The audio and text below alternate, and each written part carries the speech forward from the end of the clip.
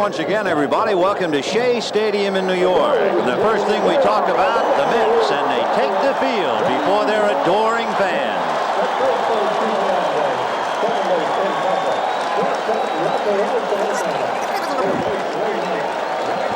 Courtney's got to bounce at the center. Good luck to you.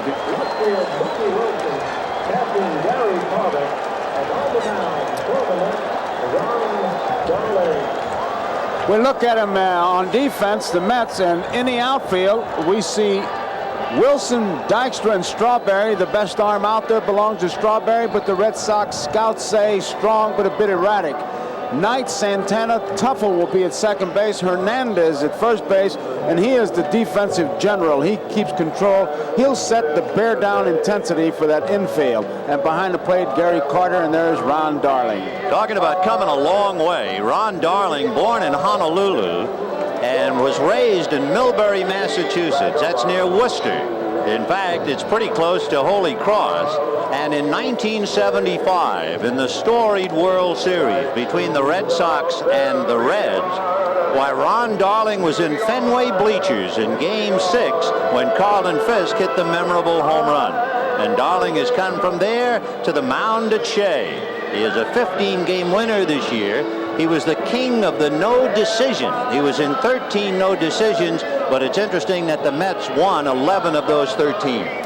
He's got a fastball, a curve. He throws a split finger fastball, but he really doesn't throw it that hard. He uses it as an off-speed pitch.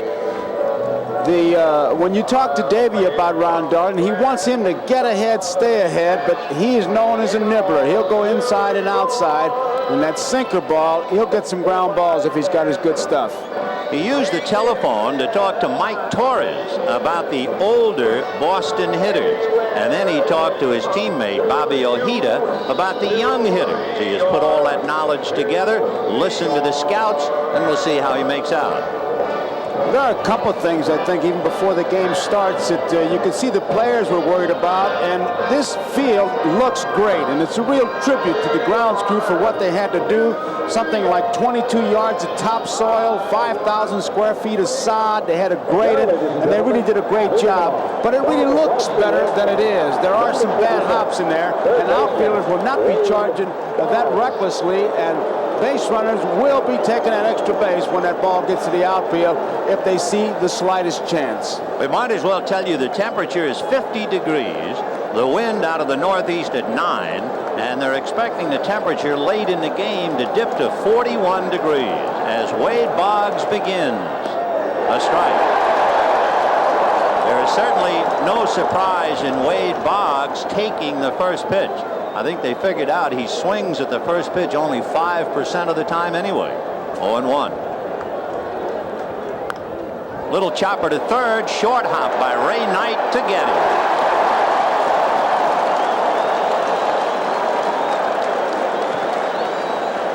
So Wade Boggs, the Major League's leading hitter, tops to third. Ray Knight was playing shallow. He really gets it on his short hop. It's not as easy a play as it looks, but once he's got it, he's got him by yards. But he really didn't put a whole lot on that throw, and it wasn't that easy a play for Hernandez at first base. Where's the MVP of the LCS, Marty Barrett? We'll give you his league numbers and later on get into his daring do against California. He's the runner on the team. He led the Sox with 15 stolen bases. That's not many. And certainly with so many other teams, it comes as a shock. The Red Sox had the fewest stolen bases in the major leagues, only 41, and he led the club with the 15. Popped it foul, high and back of the plate. Gary Carter coming back. No play. Marty Barrett has a little habit, and I even asked him about it. His back foot, when he gets ready to hit, he moves it. And I said to him, why do you do that, Marty? He says, I don't know. Now, Jack Clark of the Cardinals does the same thing, but watch when he gets set, right before he's ready to swing, he'll make that move. But whatever it does for him, it helps him because he had some championship series. Now watch him. The American leaguers feel he's a high fastball hitter, and he likes the ball away. And that's just what he got, away, and he smothers it into right field. So they pitched him away, and he went with it and singled to right. And Marty Barrett comes up with the first base hit of the 1986 World Series. Boy, what a story he is. He really is, and you'll see him. He just really throws that bat at the ball, and what he tries to do is hit that ball to right field because he says, I'd rather be jammed inside than to strike out on an outside pitch. So he's always going towards right field, and with a man on base, he is doubly tough. Well, have you ever wondered what happened to Johnny Unitas's old shoes? It looks like Bill Buckner is wearing them, but actually they're brand new. A strike. Buckner with bad ankles, torn up legs and knees, and he has those high tops on, and he said, I will never play another game without them. He has changed his hitting style, and considering the fact he was so effective throughout almost 15 years. But a year and a half ago, he became a Walt Riniak student, and now he's taking a chapter right out of Charlie Lau. You'll watch him with all of his weight on his back leg.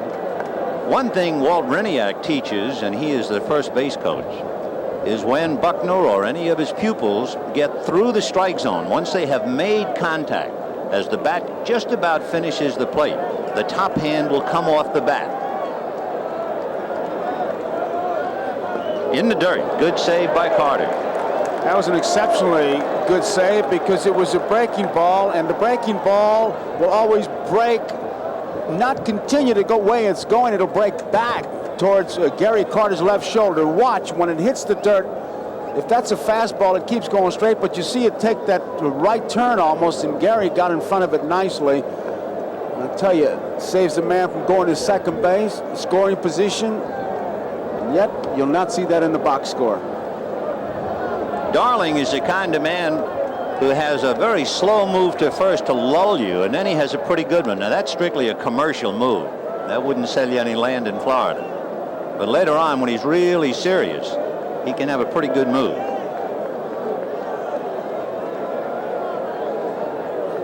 Slice foul and out of play. The Red Sox this year scored more runs in the first inning than any other inning. So they come out of the chute with a runner at first and one out, and Buckner and Rice back to back. The one thing the Red Sox really don't do, as opposed to the Mets, is manufacture runs. They've got some power. They got some guys that can wait for the three-run homer, and they were getting it all year. Marty Barrett held on by Keith Hernandez. 2-2. The count to Bill Buckner. One away. Just starting out. Ground ball to the right side to Tupple. They get one. Santana to Hernandez. And Buckner could barely get down the 90 feet. So the double play, 4-6-3. And at the end of half an inning, Red Sox nothing, Mets coming up. Bottom of the first inning, and the Mets will have Mookie Wilson followed by Len Dykstra and Keith Hernandez. Mookie in the leadoff role this year hit 3 leadoff home runs, and he has 6 in his career. Strike. 0-1 to Mookie. Hit in the eye March the 5th, 21 stitches around the area, injured in a rundown play in spring training, but he came back. That's a strike. 1-1. Hurst has a good curveball. He throws a forkball, has a fastball, and he'll use all of them. Most pitchers, when they get in the jam, have a I'll go to pitch. With Hurst, he'll go to any of the 3. So the pitch to Mookie, down at the ankles. Wilson with Dykstra hitting second, and considering Buckner's bad leg at first base, we could look for a couple of things. Down he goes. Let's take a look at Boston with the leather. The defense for Boston, Rice is in left field, Henderson is in center field, Evans is in right field. The best arm out there belongs to Evans, and he can really throw. Boggs, Owen, Barrett, Buckner in the infield, Gedman behind the plate. And then I think right here we're going to see that chance for Buckner, because Dykstra wants to get something started, because I think that Davey Johnson would like to send a message over to McNamara that we're going to run and try to manufacture some runs. And Hurst, you could see, pointed to Buckner, be alive. And he's going to run up and take a look at it. We'll keep an eye on Buckner as well. You might have wondered, if Buckner has a bad leg, why didn't they play hit and run in the first inning to try and avoid the double play? Evidently, McNamara wanted to keep Hernandez on the bag, and he wanted to give Buckner the hole on the right side of the infield. Dykstra moving up in the box on that pitch. Ball 2. Well, he's very effective when he does that. He pulls that infield in. As you can see, Boggs is in close to third base, and all he has to do is what Casey Stengel used to call that butcher boy swing, hit down on the ball and get the bouncing ball, and he's on. The fellow who's in motion is Marty Barrett, the second baseman. He really has to cover on a bunt, and he knows he's got to cover a lot of ground with an ailing Buckner. 2-1 to count to Dykstra, the kid who is called Nails.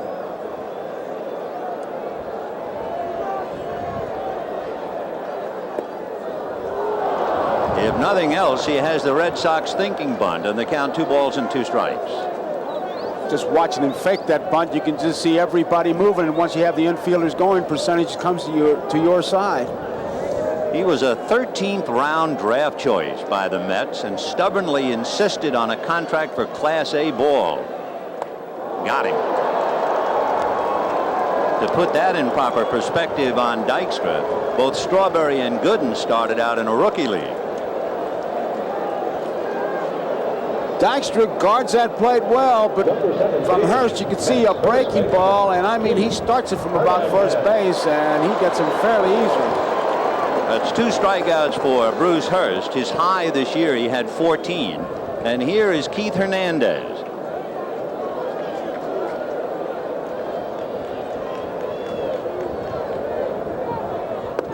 In there. 2 down, first inning, no score. So pull up a chair for game 1 of the 86 series, the Red Sox and the Mets. Breeze blowing out to right. 0-1. The Mets were notorious slow starters in the LCS. They hit less than 50 points collectively in the first 3 innings of their games, and then they came with a rush. 10, almost half of their runs, came from the 9th inning on. 2 balls, 1 strike. When you look at a batter like Hernandez and you wonder what checkpoints hitters use, from the center field shot you can see his 3 checkpoints very well. It's the front shoulder, he has to keep it in, don't wrap the bat around his head, and keep his hands out.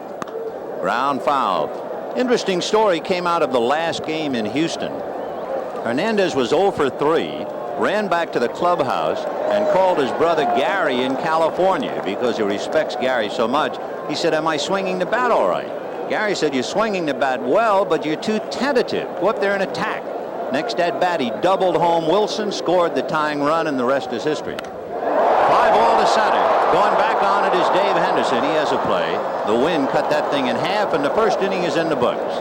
The Mets are gone in order, and at the end of an inning, the Red Sox nothing and the Mets nothing.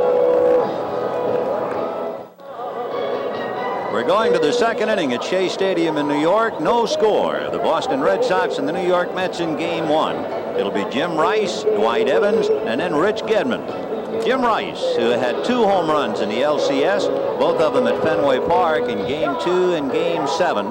And you might remember he missed the 1975 World Series.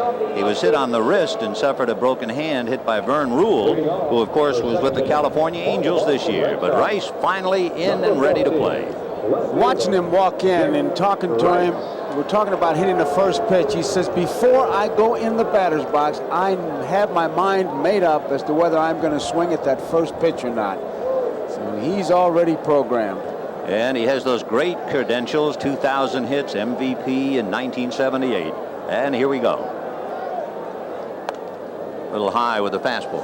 He's choked up a bit on the bat, but there are times when he'll get down on the end. You can see about an inch or so, but when he gets down on the end, he's going to play long ball with you. 1-0. Fastball fouled away. If Rice had his way, number one, he will swing at the first fastball, which he has done. He's a very good high ball hitter. So if you're going to give him fastballs, you'd better come way inside on him. And the Angels did a pretty good job on him with breaking stuff. Off speed. Beautiful pitch by Darling, and the count 1-2. He's a little bit away from that plate. I think maybe a little bit more than he normally is.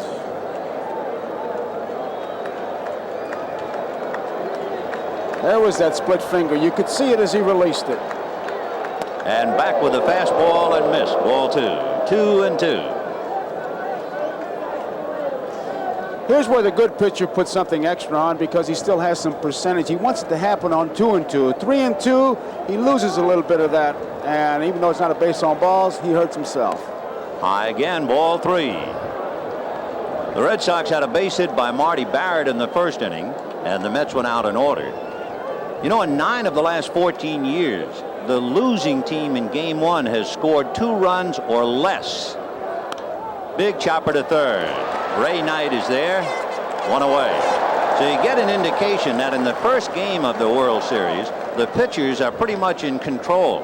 And then if you go back into the record books, 3 of the 5 top strikeout games in World Series history have been in Game 1. When Gibson struck out 17 against Detroit, that was Game 1. When Koufax struck out 15 against the Yankees in '63, that was Game 1. To go way back, when Howard Emke struck out 13 Cubs, that was Game 1. Here's Dwight Evans. And he promptly unloads into deep left center. That slanting wind is going to cut it down, and Dykstra has it. And I think that's out of here, except for that slanting wind blowing from left to right. He's not going to hit the ball any better than he just hit that one. Hit it to the deep part of the park, and the wind got it. You can see the reaction. Now he's way back on that back foot, and he really gets into it. And it just dies. Dykstra finds the fence. Warning track tells him he's a little bit closer, and he just waits for it. Here's an interesting matchup now with Rich Gedman at the plate. We were talking before about Darling coming a long way. Darling went to St. John's High School. Gedman went to St. Peter's Marion in Worcester, and they faced each other in high school. At the time, Darling was a sophomore. Gedman was a senior. Gedman came up to hit with runners at second and third, and Darling walked him intentionally. But the interesting note, in that game, Gedman was the pitcher. 2-1. What are the odds playing against each other in Worcester in high school, and here you are head-to-head in New York in the World Series? At a different position. A very unusual left-hand hitter. He likes the ball up, and he's jammed and pops it up on the left side. It's Santana. So the Sox are done thanks to the wind, and that 1 run very much gone with the wind. And at the end of an inning and a half, no score. The one that goes over the plate for a strike. If I want fork ball and my breaking ball, I think I can get by with a mediocre fastball. Well, we'll see about Bruce Hurst getting by with a mediocre fastball, because Gary Carter, who is a high ball hitter, will start it off. Then Darryl Strawberry and Ray Knight. One of Carter's problems, the experts tell me, during the LCS was that he was trying to pull everything. And when he would take his stride, he would land on his heel. And he was a dead meat up there. Well, they were throwing him breaking balls the outside part of the plate, and what they did, they forced him to widen his zone, and it's tough to hit the bad ball. Strike, 0-1 to count. Davey Johnson, who has been in 4 World Series as a player, now piloting the New York Mets. Hit off the end of the stick, roll to the right side, bad hop, and Barrett stayed with it. Good play by Marty. That thing almost kangarooed and got him. The grass is extra fast. They mowed it yesterday, but again, remember what we talked about earlier, that ball just takes a bad hop. But there you see Marty staying right with it. It's been said many times, and it took a league championship series to really point it out, but one of the most underrated players in all of baseball was young Marty Barrett. Interesting now, the confrontation with Darryl Strawberry. Feast or famine for him. He is a better low ball hitter, and he certainly likes the ball out over the plate so he can get full extension of his arm. So left-handers like to curve him a lot. Foul back. 1-1. Gedman behind the plate. He'll move late so that he protect himself against the batters who peak, but that glove is his target. He's made himself into a fine catcher. 1 ball, 1 strike. On the inside corner. Interesting contrast where you were seeing people like Boggs and Buckner, the Charlie Lau school, with weight on the back leg. Bill Robinson, who is Strawberry's hitting instructor, wants him more erect at the plate. He doesn't want his weight all the way back. And he is caught looking, and down he goes. 3 strikeouts for Bruce Hurst. And there was a case of using the slow curveball, throwing the forkball, and then that fastball that he says I can get by with a mediocre fastball. You can if the other 2 pitches will set it up for you, and that's exactly what he did there. Talking about Bill Robinson, that's a unique way he teaches hitting. He says hitting is rhythm. He says, I really don't teach hitting, I teach batting, so he plays a radio down there, and if you like country western, he puts that on, soul, rock, whatever. Hit according to the rhythm. Here's Ray Knight. Knight's a high ball hitter, so we'll see if they stay down on him. No, they come up high, ball 1. Mistake. He had the Mets' highest batting average against left-handers during the year. He had 376 against left-handers. Now he works in low. John McNamara, who has piloted 5 teams. The record is 6, held by Dick Williams and the late Jimmy Dykes. 2-0. And he's staying up and away, and he's behind 3-0. Those were 2 mistakes, Vin. You can tell with Gedman when he gives his sign, watch his right hand whenever we have that shot up there, because we can't keep it up there all night. But he'll give you a location. He wanted it down. 3-0. And he is high again. So to a high ball hitter, apparently he was trying to come inside high, and he couldn't do it. So he walks him on 4, and the batter now is Tim Tupple. And of course, Tupple has had experience in the American League, so Hurst is no stranger to him. Tim goes against left-handers, Wally Backman against right-handers. Hurst has a good move, not that much of a base runner, but if you remember in our opening, Davey Johnson talking about Clemens and Hurst having balk moves. He'll hang you with that front leg, Hurst will, and he can really hold you on. And he's got him if he hadn't gotten over there in a hurry. He had him leaning the wrong way. Well, they're calling balk already, because I'll tell you, he's got a good move. Watch how he'll almost look to the plate, now he'll go to first. I tell you, he had him leaning. He popped his shoestrings. He has an American League umpire at first, Jim Evans, who is accustomed to seeing that move. That might be a good point for Bruce to capitalize on. So Jim just keeping an eye on him. He'll be the plate umpire tomorrow night. We have the big confrontation between Roger Clemens and Dwight Gooden. Knight with 2 down at first, held on by Buckner. Hurst with that move has picked off 35 runners in the last couple of years, but only 4 in 1986. He had 11 last year in the American League. Said, wait a minute, we'll have to hang close with this guy. Oddly enough, no balks were called on him this season. 2-0. Now he's digging a little hole. He might have an escape hatch on deck in Rafael Santana, but he would just as soon start the inning with Santana. Instead, with 2 out, he's behind a Tuffle, 3-0. 2 down, second inning, no score. And it's in there. 3-1.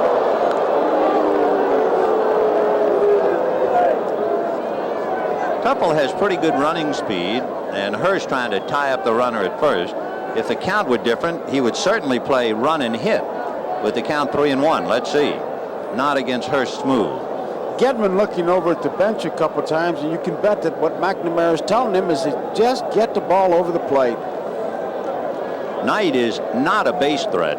He has not stolen a base this year. Line drive, base hit in left field. Knight to second and holding, and Jim Rice will get it back in. So with 2 out, a walk and a single to left. Remember, the count was 3-1. He had to come in with that ordinary fastball. When the pitcher has to go deep with 3 balls, 1 strike, 3 balls, 2 strikes, he's in a little bit of trouble. Now, Gedman asked him to bear down, and I'll tell you, Santana is one of the players that they talked about because other scouts, Sam Mealy and let's see, Wayne Britton was another one of the scouts. Santana has been hot, and they were talking about him coming down the end of the season. Santana's been a hot hitter up there, hacking, as they say. Tell you how he hacked. In the last month of the season, Santana hit 280. All right, Marty Barrett has had a few words with Hurst. You have runners at first and second. No speed at second base, certainly, in Ray Knight. And Tuffle at first. 2 down, no score, second inning. And here's Santana. Dwight Evans in right field taking charge of moving Henderson, who's a little bit over in right center field. In there, 0-1. So after pitching behind, walking Knight, and then 3-1 to Knight, he starts Santana with a strike. 0-1. The pitcher, Ron Darling, following Santana. A comebacker. Hurst has it, has to take a little time, goes to Buckner, and that's it. No runs, 1 hit, and 2 left at the end of 2, no score. And we'll be right back after these messages from your local station.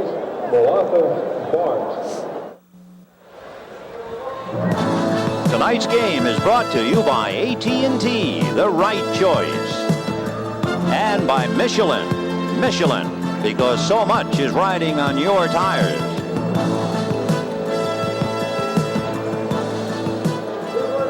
The third inning of our first game with Dave Henderson, followed by Spike Owen, and then Bruce Hurst. Here's Walt Reniak, the pride of Natick, Massachusetts, the home of Doug Flutie, Joe Coleman, and Walt Reniak. And there's Rene Latchman, who back in 1962 was the ball boy for the Los Angeles Dodgers, later to become a big league manager at Seattle. Dave Henderson to start it off. 1 for 9 in the LCS, but oh, what a one it was. Boy, did he pick that ball club up. He's become a folk hero.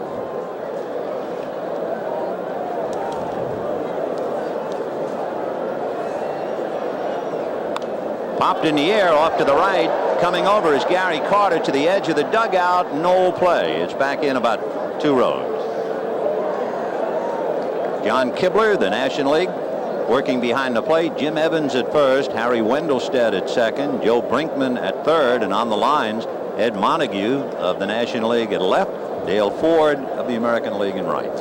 Gary Carter knows that that wind in this ballpark swirling, so he's going to make sure he just checks everything out. He got right next to that fence, made sure it was in the stands. The American League pitchers like to keep the ball very much in on Henderson. And Darling works away.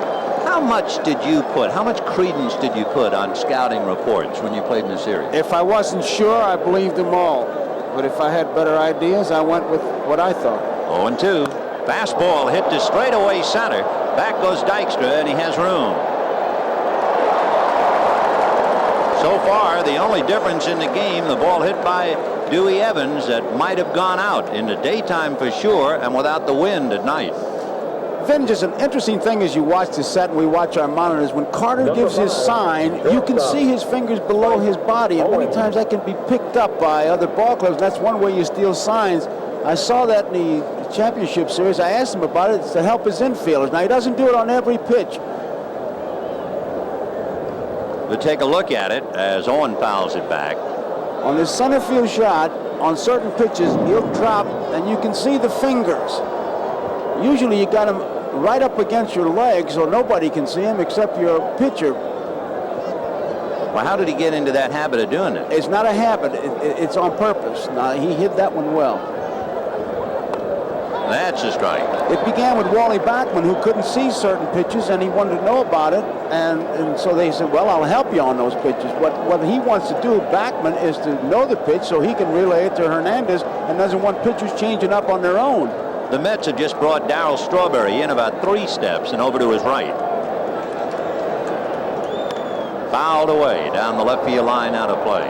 You know, everybody talks about Spike and his 5 errors in the LCS, but remember in Game 6 he went 4 for 4, and in Game 7 he went 2 for 4.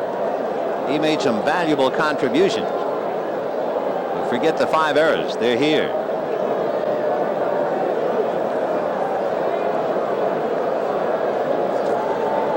No balls, 2 strikes. Fouled off. That was a perfect shot of exactly what I was talking about. You could see the 2 fingers below the body, and with nobody on base, you know he's just flashing one sign. It was curveball. But he doesn't do it on every pitch. And that's what you have to be careful about, because tell a hitter a curveball's coming and a fastball shows up, he's not going to believe you the rest of his life. Right, don't blame him. 0-2 to Spike on, 1 away, top of the 3rd, no score. Got him. The Darling, with a little split finger job, picks up his first strikeout. And we have 2 down in the 3rd inning. And now here comes Bruce Hurst after we look at that split finger job. You can really see it. Look at the rotation. He uses it as a change of speed, breaks down and away. It's split finger. That seems to be the word of the 80s, and certainly Roger Craig is the guy who brought it into fashion. But pitches don't change. It's a fork ball, going back to Elroy Face, Mort Cooper, and going way back. Bruce Hurst in his first major league at-bat. He said he hit in Double-A at Bristol, Connecticut. He got a single against the St. Louis Cardinals in an exhibition game this year. And he got great advice from his brother in St. George, Utah. Is this typical brother advice? Yeah. The brother said, don't embarrass the family. That's right. That's terrific. 0-2. Well, for the Bruce Hurst marching in Chowder Society, what in the world would you expect? And at the end of 2.5, no score. Ron Darling will start it off, followed by Mookie Wilson, then Len Dykstra. Bottom of the 3rd inning, no score. Low numbers, but Ron is considered a pretty good hitting pitcher as he takes a strike. 0-1. You would think the Mets pitchers were in the American League and they had at-bats for the first time. They were 0 for 13 in the LCS. 0-2. And they had just 1 sacrifice bunt.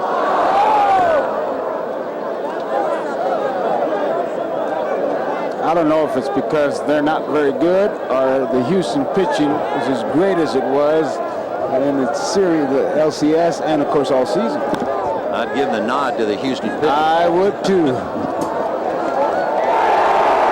Buddy Harrelson, the third base coach, coming over to pick that up. Buddy played every inning of every game in the 1969 World Series and the 1973 World Series. 0-2 to Ron Darling. Over at first base is Bill Robinson. And Bill played in the 1979 World Series. He played for Pittsburgh against Baltimore. And, of course, on the Baltimore team, his current manager, Davey Johnson. Got him. So for Hurst, 4 strikeouts. Remember, he had 14 in a game against Texas, so he can do it. Here's the Mets. You also notice the pitchers are blowing on their hands. They're allowed to do that in this weather. It started at 50 degrees, and it's going to get colder, down in the 40s. And you notice they're not fooling around on the mound too much. Whatever move they make is serious. Get the ball and throw. Mookie struck out in the first inning, 0 for 1.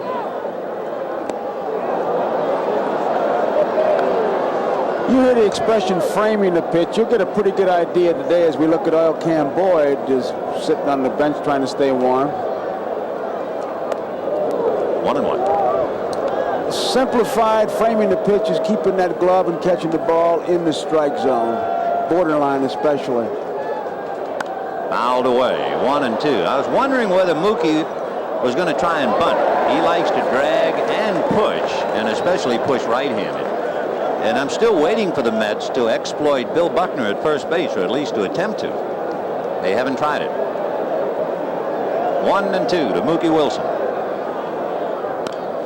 Ground ball slowly and foul outside of third. So Mookie will come back and try it again. A little history here as we look at Shea Stadium. It opened up the 17th of April, 1964. Across the street was the World's Fair, and they certainly broke it in right. They had a 23-inning game where they lost to the Giants. Jim Bunning pitched a perfect game here the first year. The All-Star game was played here in '64, and Ron Hunt was the first Met to play in it. The Mets had a big role in that '64 pennant race, won eventually by the Cardinals. Ground ball up the middle, base hit for Mookie Wilson. Well, you can bet we'll see some action. He set the first move, but Mookie Wilson is a very impatient runner, and if Hurst can hold that ball, he may catch him breaking, but we're going to have some action. I can almost guarantee it. That's what it looked like to Hurst coming back. He'd fallen towards third base. That ball, easy base hit. Now we have all kinds of possibilities. You have a straight steal from Mookie. You have a possible bunt by Dykstra. You could have a bunt and run. You could have a hit and run. And the Mets now trying to wake up early, a thing they couldn't do in the LCS. Davey Johnson even had his scouts time from the time the pitcher lifts his foot and goes to first base because they think they can beat the throw from the first baseman. That's pretty fine when you start measuring the time the pitcher takes from the mound to first base.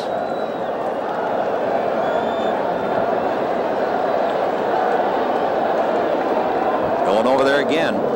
Mookie's got some ideas, Vin. Oh, yes.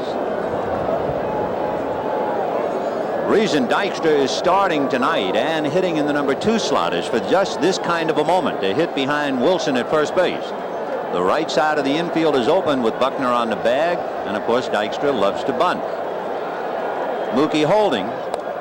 Ball 1.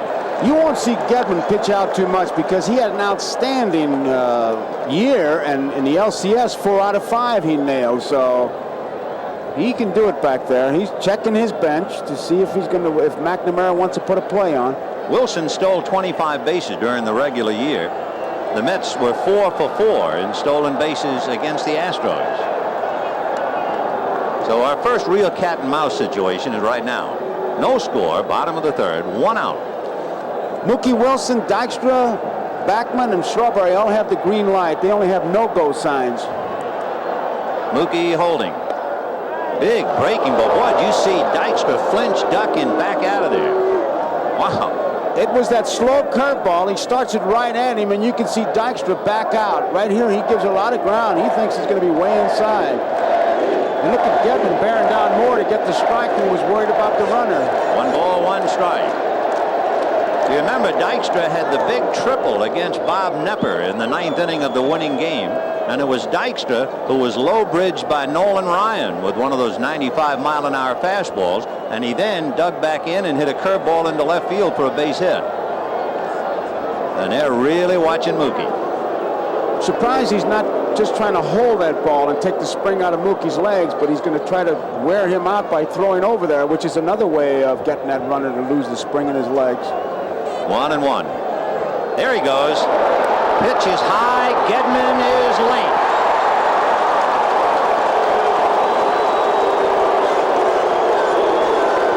He had a tremendous jump. A great piece of base running by Mookie. It's a straight steal. Look at that head looking towards second base. And Gedman did everything he could to get him, but he really had no chance. He gets into it, guns it. Good ball to handle, but you'd have to blame that on Hurst. And now Gedman wants to go out and talk to his pitcher, and it's the obvious situation of changing signs with the man on at second base. If there is one decided edge, it's the overall speed and range of the Mets against the Red Sox. Plus, of course, remember that in this World Series, Whitey Herzog's idea has finally borne fruition, and the commissioner has used the designated hitter rule. No DH in the National League Park and DH in the American League Park. And that could be a big disadvantage for Boston. 2-1. Turned him around. Ball 3. Almost got him. It was the fastball. Dykstra, he hangs in a long time. Listen, after being low-bridged by a 95 Ryan job, that wasn't too much. But you know, this guy coming up here used to go against batting machines, and he kept moving closer to the machine, closer to the machine. His time is called now, something out in left field. I asked him about that. He said he gave himself 3 years. He said, I wanted to go to the big league. So he went down and hit against the pitching machine, and he'd begin at 60 feet, and then he'd move closer and turn the speed of the machine up. He said, I wanted good bat speed. That's what they ought to do tomorrow in batting practice, because they're going to be looking at either Gooden or Clemens. You might as well hit about 50 feet in front of the plate. It's about what it'll seem like. 3-1 to Dykstra. 1 out in the third. No score. Right. 3-2. That's what he does well. He'll make that pitcher work. He's trying to get on to get Hernandez up there.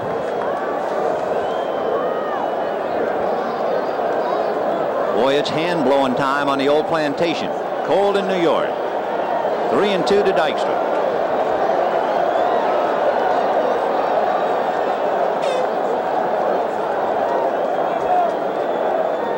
Bruce Hurst, the 13-game winner during the regular season, trying to get the Red Sox off on the right foot. Prior to St. George, Utah. 3-2. Fouled away, off to the left and out of play. There's Keith Hernandez on deck, bare-armed. In a familiar pose, he says, I have to be on my knee in the on-deck circle because I want to see how the pitcher works the hitter in front of me, especially if he's a left-hand pitcher.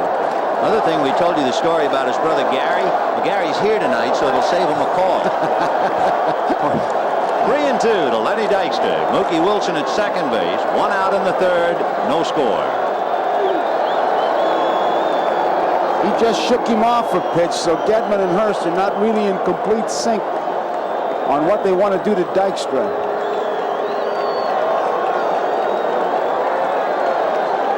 And he missed the ball 4. And with 2 on and 1 out, Hernandez and Carter coming up back-to-back. Hernandez, especially against left-hand pitching, tries to wait on that ball and go to the opposite field. He doesn't want to give up the center of the diamond. He'll go from the center of the diamond to left field, unless it's that real slow curveball. But usually against a left-hander, he'll use the middle of the diamond. Interesting seeing Hernandez. He was a member of the last National League team to win the World Series, the '82 Cardinals. And he's up there now trying to get the Mets off and winging. 4-1. Interesting combination here because the Red Sox, their pitchers allowed the fewest walks in the majors. They average just under 3.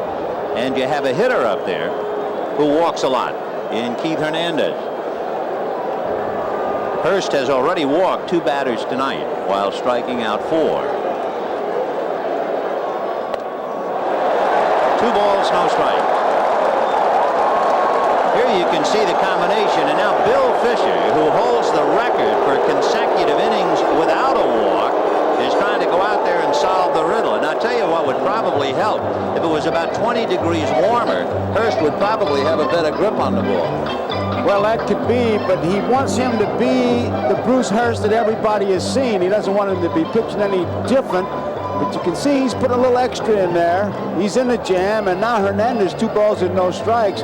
He can really sit on a particular pitch and pretty much do what he wants with it. Bill Fisher trying to counsel Bruce Hurst. His record, 84 1/3 consecutive scoreless innings. Bill, who had a 20-year career as a pitcher, 9 of them in the big leagues, now huddling with John McNamara, and Fish is getting on the phone to the bullpen.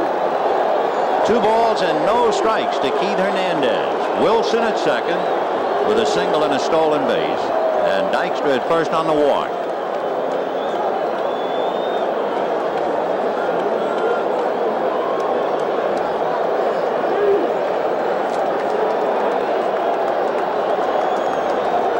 Nipper begins to throw in the Cardinal bullpen. A throwback, but not in time to get Wilson. Good throw by Gedman. That was one of those I'll be there plays. He saw the shortstop Owen sneak in there. There's no set play here. 2 balls and no strikes. You can see he thinks he's got a chance. And I tell you, he made it pretty close. And if nothing else, that'll cut Mookie's lead down and maybe get a chance for a play at the plate. Makes your ball club look good when you do things like that. Harry Wendelstedt, the second base umpire, right there to call it. 2-1 to count to Hernandez. Here's Harry. And a drive to right field. Evans going into the corner. The ball is hooking. He is going to one-hand it. Tagging up is Wilson and goes to third, and the throw to Marty Barrett, who'll run it back to the infield. Oh, what a dandy play by Dwight Evans in the corner. It ended up in foul territory, but I tell you, that was not a typical Hernandez swing. You could see he was going for the downs on 3-0, and Evans really makes a good play. Didn't have a whole lot of room between the foul line and the wall, and Mookie is able to pick up the extra base. But Evans was way over. It was a long run, but I'll tell you something. That swing by Hernandez, you won't see that, I'll bet you 3 times a year, because he just went after a high fastball. He was going for downtown.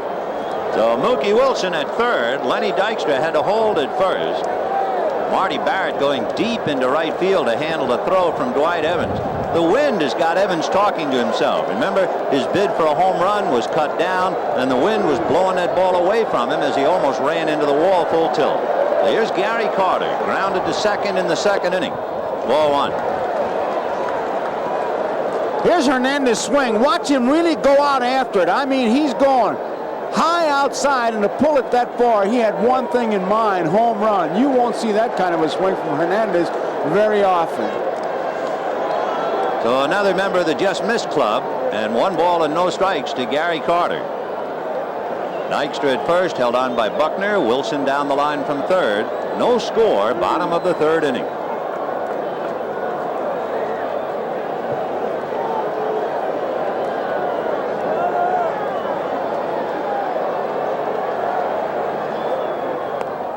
Ball 2. After Carter comes a left-hand hitter, Darryl Strawberry. He struck out in the 2nd inning. 2 balls, no strikes.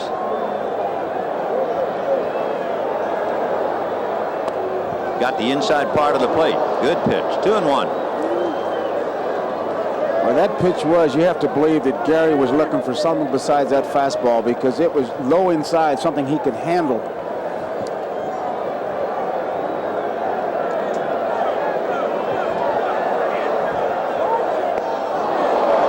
2-2. That was a forker. So Dykstra continues to hold. Mookie standing at third with 2 out. Deuces wild. 2 balls, 2 strikes, 2 out in the 3rd, no score. And you have to be alive with Mookie Wilson at third and Dykstra at first. They may try to steal a run here. They gave Gary 2 swings at it, so let's see what happens. You certainly be looking for it. Dykstra holding. And fisted on the ground to Barrett. He'll feed Owen, and that's it. They get the force play on Dykstra coming down. No runs, 1 hit, a walk and a stolen base, and at the end of 3, no score. How cold is it in New York?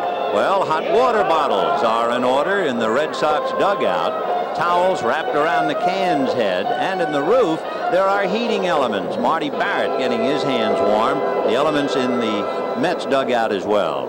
You know, Vin, one of the ways you know you're about to get traded is when the manager asks you to wrap the towel around the star hitter's bat to keep it warm, and you're on the same team. There are more towels and bundles being used in the Mets dugout as well. Meanwhile, Wade Boggs, Marty Barrett, and Bill Buckner coming up. Top of the 4th inning, no score. Strike. 0-1. On a cold night like this, if you are jammed or if you hit one off the end of the bat, you'll feel it until Game 7 if there be such an animal. Game 1 of spring training.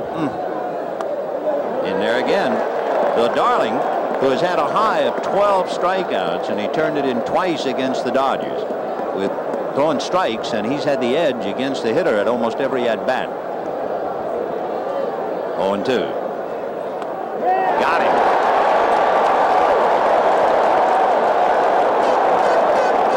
So Wade Boggs strikes out. He becomes strikeout victim number 3 for Darling, and the batter will be Marty Barrett. I think it goes back to scouting report. You hear about pitchers, but until you face them, Boggs, who tries to program himself the day before and mentally picture 4 times at bat, he's just never faced Darling that much to where he can program himself. Marty Barrett singled into the hole. Remember, he got a pitch away and poked it into right field. Tim Tuffle smothered it, but it went off his glove. Looked like a slider on the outside corner for a strike. 0-1. That's what it was, and that's the one pitch that Marty guards against, because you watch him when he strides in, he goes right at that ball, and he'll hit it from the middle of the diamond to the right field line. They'll play him in right center field. Good man with the bat. He makes contact. 0-1, the count of Marty Barrett. 1-1. It's an Ivy League time of year. The retiring president, Chub Feeney, a Dartmouth man, will surrender the reins to a Yale man. Ron Darling went to Yale. Nobel Prize winner, was a professor of chemistry at Harvard. So it's a big year for the Ivy League. 1-2. And of course, what a year for Boston. With the Patriots in the Super Bowl, the Celtics winning the NBA, John McNamara's band in the World Series. What a year. Good old Vinny Orlando next to him. Boy, what memories he has. He's been with the Red Sox a long time. 1 ball and 2 strikes to count. Interesting to see Don Baylor sitting in the bench gesturing to one of his teammates. 1-2 in the dirt. You know, when you think about it, with Buckner playing, Don Baylor, tonight anyway, is right back where he was when he played for the Yankees, on the bench with a right-hander pitching. And of course, this time it's because there's no DH in the National League Park. But he knows he's going to get a chance. Over there, he was hoping he'd get a chance. He'd get his hacks at Fenway. 2-2 to Marty. He shook him all the way around. Marty, very tough man to strike out. Only 31 times all year. However, Kirk McCaskill got him twice in one game in the LCS. He has 2 strikes. And chased it. That's the pitch he tries to guard against, but they got him this time, and I would say that the Mets scouts did a pretty good job on scouting Marty Barrett. What's very interesting with all the numbers, and you talk about it, none of it really means anything because they've never seen each other. It's not as if you're playing against American League pitchers who know you and you know them. It's out of the strike zone, but with 2 strikes, you're going to protect against it. And again, you may hear about a pitcher, but until you face him, you have to make up your own mind. 2 down, here's Buckner. And the only surprise strategically so far was in the first inning with Barrett, the leading base stealer at first and 1 out. And John McNamara, knowing Buckner has a bad leg, you should see him just hobbling. Barrett's not upset, gum chewing. But they didn't put a play on, and Buckner, who doesn't strike out, hit into a double play. Throws his bat and lips it into left field. Well, we were talking about how he is teaching himself to take a full swing, and as the bat gets across the plate, take the top hand off. Well, both hands came off. He just was completely fooled and threw the bat at the ball. Now he's back, Charlie Lau, and he just throws the bat at the ball, and I tell you, running down to first base, well, they good-naturedly kid him about being Hopalong Cassidy. I tell you, when your requirement for a hotel room, the most important thing is to be near the ice machine so you can ice down your legs. That tells you something about the determination of that fellow. And you know what? With all of his injuries, he missed only 8 games all year. And hasn't complained yet. No. Well, here's Jim Rice, grounded to third. They are not even bothering to hold Buckner on. I was going to say that would be a travesty if Hernandez was on the bag. Hernandez is going to play deep in back of the, can you say runner? 1 ball and no strikes. Billy Bucks giving it his best shot down there and obviously in pain. Fouled away, 1-1. Well, a tip-off on Buckner, and admiration from everybody. He said he hurt his leg in the workout. They said, how are we going to be able to tell whether your leg is hurting? Yeah. I mean, he just looks like Hopalong. When he takes his stockings off in the dressing room, his left leg is much thinner than the right leg. His left leg has atrophied because of all the bandaging. The muscle has been unable to work. Fouled away. And with all of that, he's playing. And with all of that, would you believe he was the second man on the Red Sox in stolen bases? And he was. He amassed a grand total, and he's wearing it on his back. 6. The cliche calls the player who loves the game gamer. You're looking at 2 of the best. Oh, yeah. We've got 2 down, top of the 4th, no score. And Jim Rice, who grounded to third, the hitter.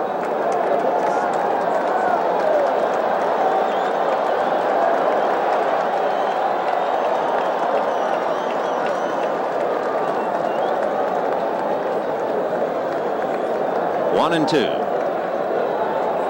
In the dirt to the backstop, and Buckner still can labor down to second base. So that takes him out of an easy force play. Watch how when he starts, Buckner, it's almost like he needed jumper cables. to get it going. He's watching it all the way. You know, this is one thing that Rice has done this year in choking up on that bat like he has. He just wants to hit the ball hard and put it in play. And he's done a pretty good job of it as you look at his average. Well, that wild pitch, as you can see, is thrown by a fella who led the Mets in that area. However, it's some consolation. He has lost a possible force play, but he's not really worrying at all about Buckner scoring on a single. 2-2 to Jim Rice. Ball 3 on deck. Dwight Evans, who almost took Darling deep.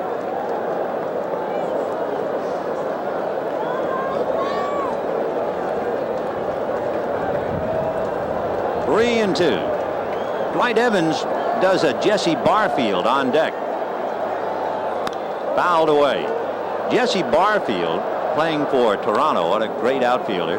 Barfield uses the on-deck circle as a home plate, and he assumes his batting stance and tries to time the pitcher's delivery. I remember Richie Ashburn telling a story about Sal Magley threw one at him when he was doing that in the on-deck circle. A couple pitchers would do that. However, he at least stays near the on-deck circle. Fastball fouled away, and he jammed him. Now, that was the book. If you're going to give Rice a fastball, eat him up inside on the hands. But you're also playing near the gas tank when you do that, because if you get that ball out a little bit, and I would say if you miss by 6 inches, which is not a whole lot to miss, and miss that 6 inches towards the plate, you're going to be behind because he can hit out at any part. 3-2, the count to Jim Rice. Buckner at second, 2 out in the 4th, no score. And he's high and away. So the Sox now have runners at first and second. That's the first walk given up by Darling. And with 2 on and 2 out, Dwight Evans coming up. We're talking about Darling having to come inside. It's the best story to come out of spring training of '86, and it's alive all year. Not to embarrass the pitcher, but it was Jim Leland of Pittsburgh who said to one of his pitchers, "You're going to have to pitch inside." And the pitcher said, "Have I been traded to Houston?" No. But once in a while, even if you have average or below average, you got to come inside. Darling got away with it. Evans hit a ball to left center that would have gone out except for the wind. Breaking ball fouled away. Dangerous too. He got it up. That was a mistake that Evans just tried to capitalize on and just couldn't. High curveball. There's no other way to put it. You talk about Walt Riniak, the batting coach, and you talk about Charlie Lau theory. Here's the perfect example of it. Watch how he gets back on that back foot. He'll wave that bat low and then get it back, set it on his toe in the front foot, and he's ready. 0-1. You know, Darling a year ago was a wild man, but now he has cut his walks down by a third this year. Just didn't get it. 0-2, the count to Dewey Evans. 2 on, 2 out, no score. High fly ball into left field. Mookie says he has it. He's there. He's got it. No runs, 1 hit, 2 left. And at the end of 3.5 innings, the Red Sox nothing and the Mets nothing. Would you believe a Goodyear blimp first appeared at the 1925 World Series, won by the Pirates over the Washington Senators in 7 games? Well, here's Darryl Strawberry. He'll be followed by Ray Knight and then Tim Tuffle. No score in the 4th. And those little stats that we gave you early in the game are holding up. The first game of the World Series is usually a well-pitched game. 0-2. Strawberry has a hitch as we see Dwight Gooden with a mouthful of tobacco, who'll be going tomorrow night against Roger Clemens in Game 2.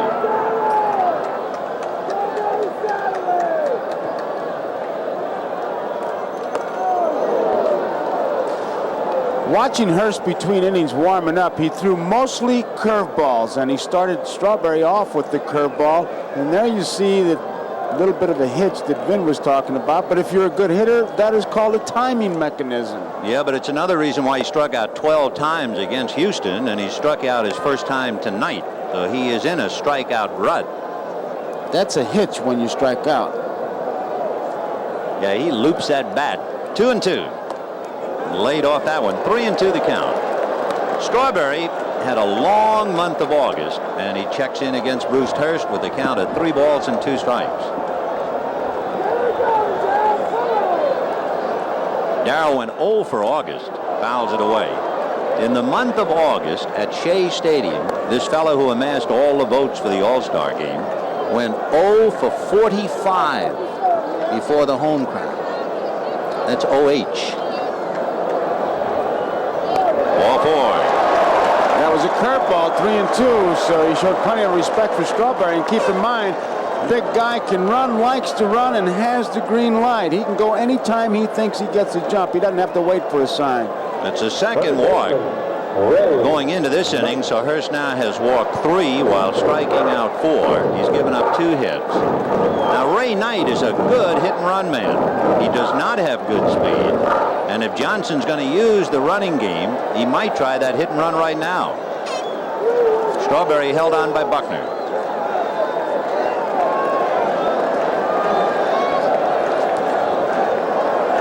Knight was another fella, at least during the LCS, who was trying to pull everything. There's one reason why he was complaining about strikes on the outside part of the plate, because Knight was opening up on almost every pitch, and he couldn't really judge that ball away. He's a high ball hitter, and you can bet Hurst is going to try and keep it down and get him to hit it on the ground. In there at the knees for a strike, 0-1. Interesting, this baseball world. Ray Knight succeeded Pete Rose in Cincinnati. John McNamara succeeded Sparky Anderson as the manager, and the Reds won the West. That was in '79. Now they're against each other. Interesting, too, that Knight was 3rd in the batting race that year. It was won by Keith Hernandez. The next year, who led the National League in hitting? Bill Buckner. And they're all in this duel. 0-1. The reason they like to play hit and run with Knight is because he hits into so many double plays. He hit into 19, second on the club to Gary Carter. No score, 4th inning. 0-2. Boy, what a lot of motion, and then the fork. He uses it as an off-speed pitch, and very effectively, as you saw by that. Pretty hard to wait back on that. Knight way out in front of it, 0-2. I'd look for him right here. Strawberry's got some ideas. Darrell. Nobody out's going to draw a throw. Always on the bench, you say, well, they don't have the pitch out on. Gedman. Yeah, just looked over to see. He's checking because he'll get some help from that bench. Strawberry doesn't go. And it's fisted foul off to the right and well out of play. So the count stays 0-2.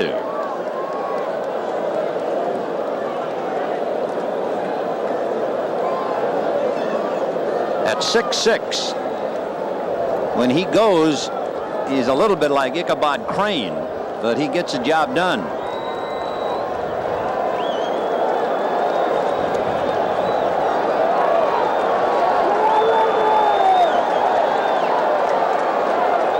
He's holding, and it's hit foul down the right field line, off speed pitch, and it looked like Knight was going to try and hit it inside out. Oh, he was looking for that one. He's a little disappointed he didn't put it in play because he was going the right way. He was waiting on it, was going to go to the opposite field. He's got that gap between first and second, and it was all set for him. He just didn't get it.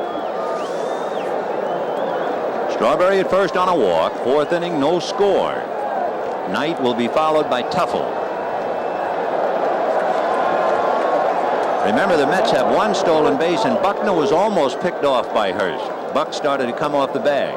With that shot, when you see Strawberry, his eyes darting back and forth, he's looking to Robinson for confirmation.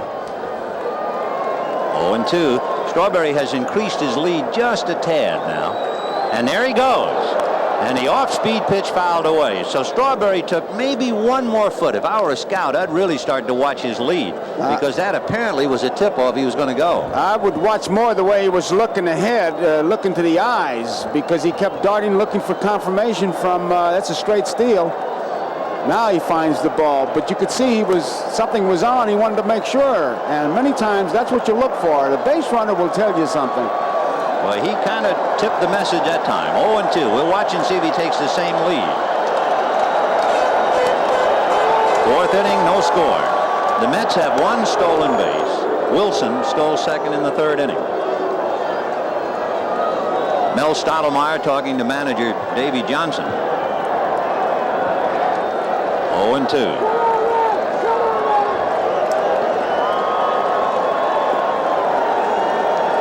He's holding. Fouled away.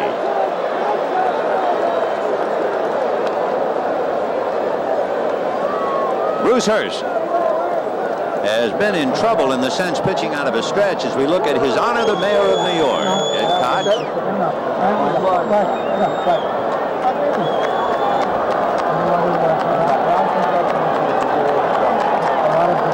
0-2 the count.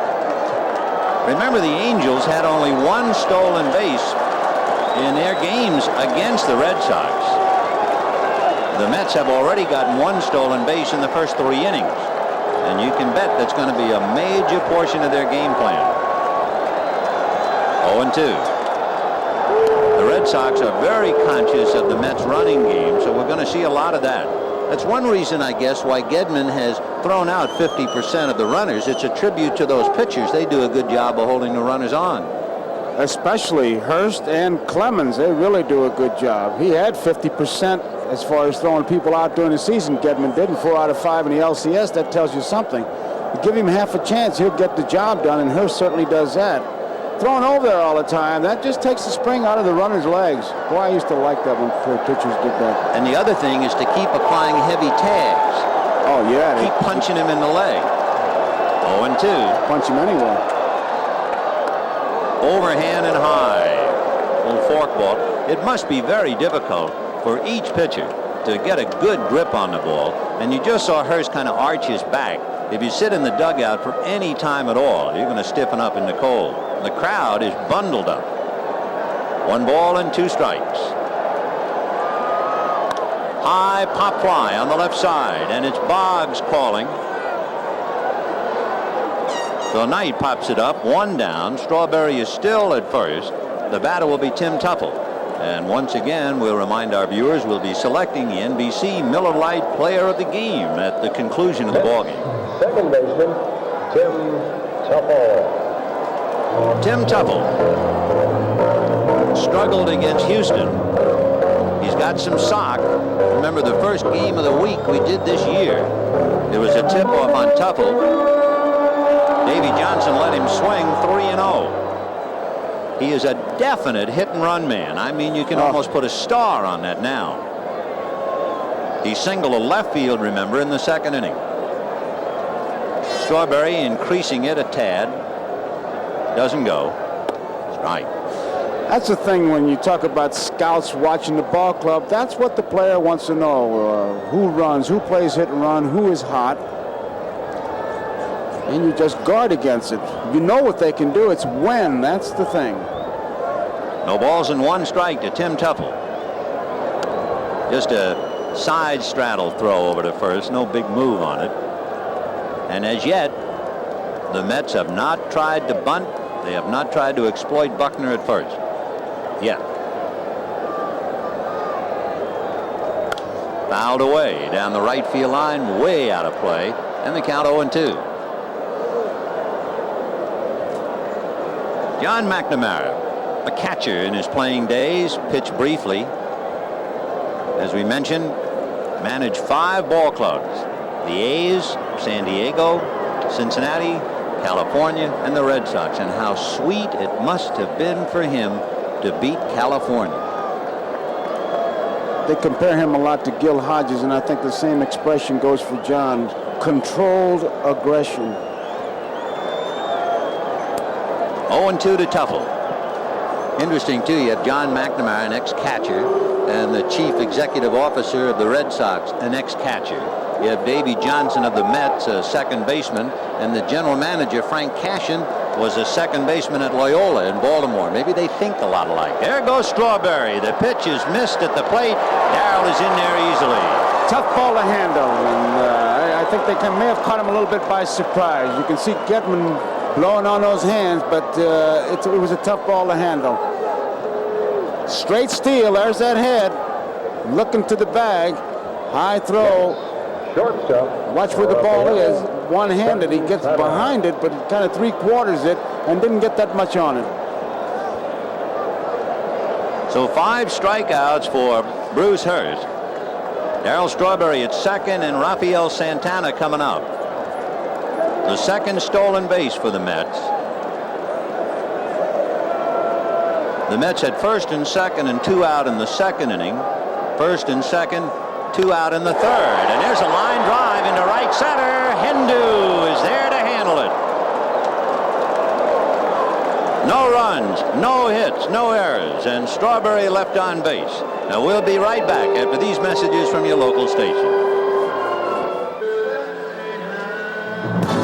Here's Dave Henderson making that catch on the ball hit by Rafael Santana, and Strawberry is left in scoring position. Friends, tonight's game is brought to you by Honda All-Terrain Vehicles. Come ride with us and we'll show you America. And by UPS for express delivery to Europe and throughout the United States. UPS runs the tightest ship in the shipping business.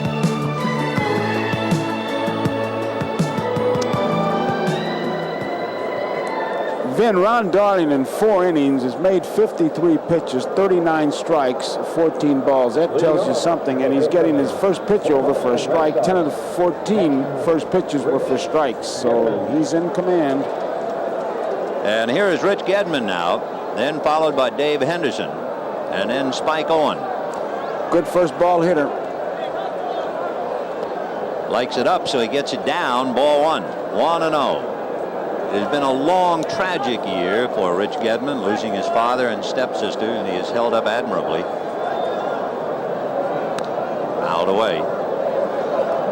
Remember the concern in Boston when he took a foul ball off the bat of Dave Winfield. It hit him on the shoulder. He missed the final 3 games. But he came right back. They say he doesn't like off-speed pitches, that he's that rare left-hand hitter who likes the ball up. 1-2, and that got Carter. Now that was a classic case of Gedman getting the top hand off the bat. A classic case. And Carter got it. Bat gets him right on his side. He comes way around. It's like a windmill. There's the hand going off, and boom.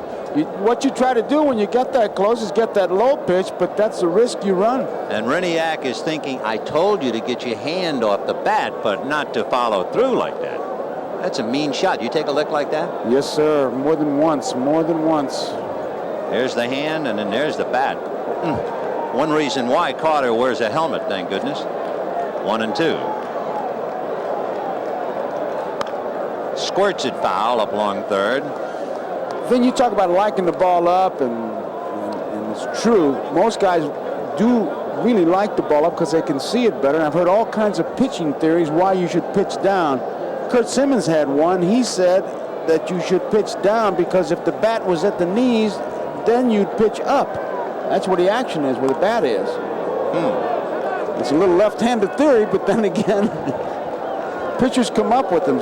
I know pitchers say throw it down the middle. High balls hit over it, and low ball hitters will swing under it. He came to play, didn't he, or at least to watch? 2-2. Foul ball.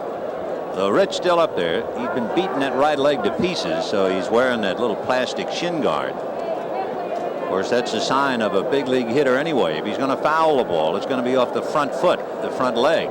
Certainly not the back leg. If your bat is that late, you're not in the big leagues. 2-2. 5th inning, no runs, 2 hits for each side. The Sox have been a little quiet.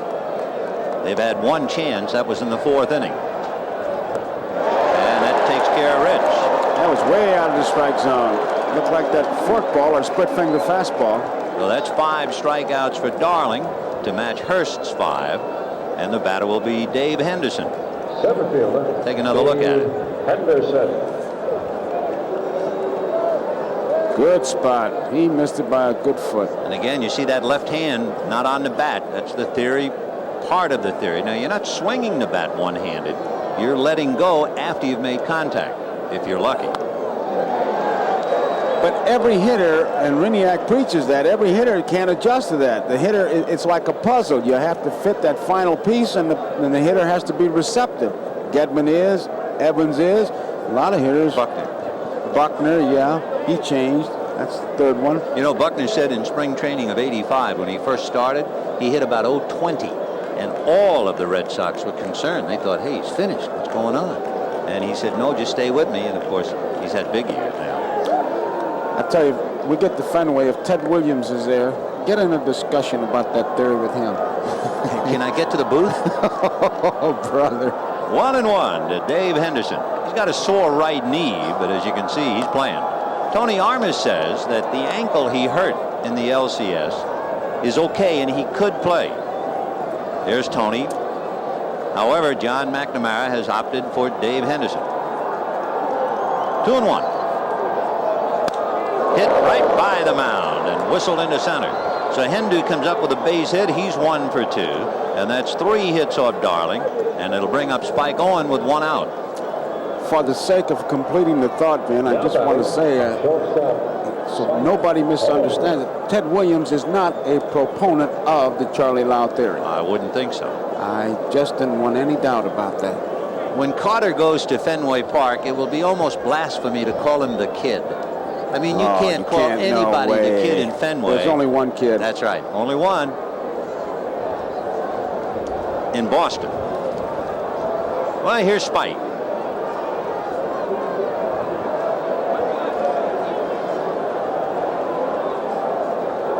The biggest game that Spike had this year, when he scored 6 runs in a game.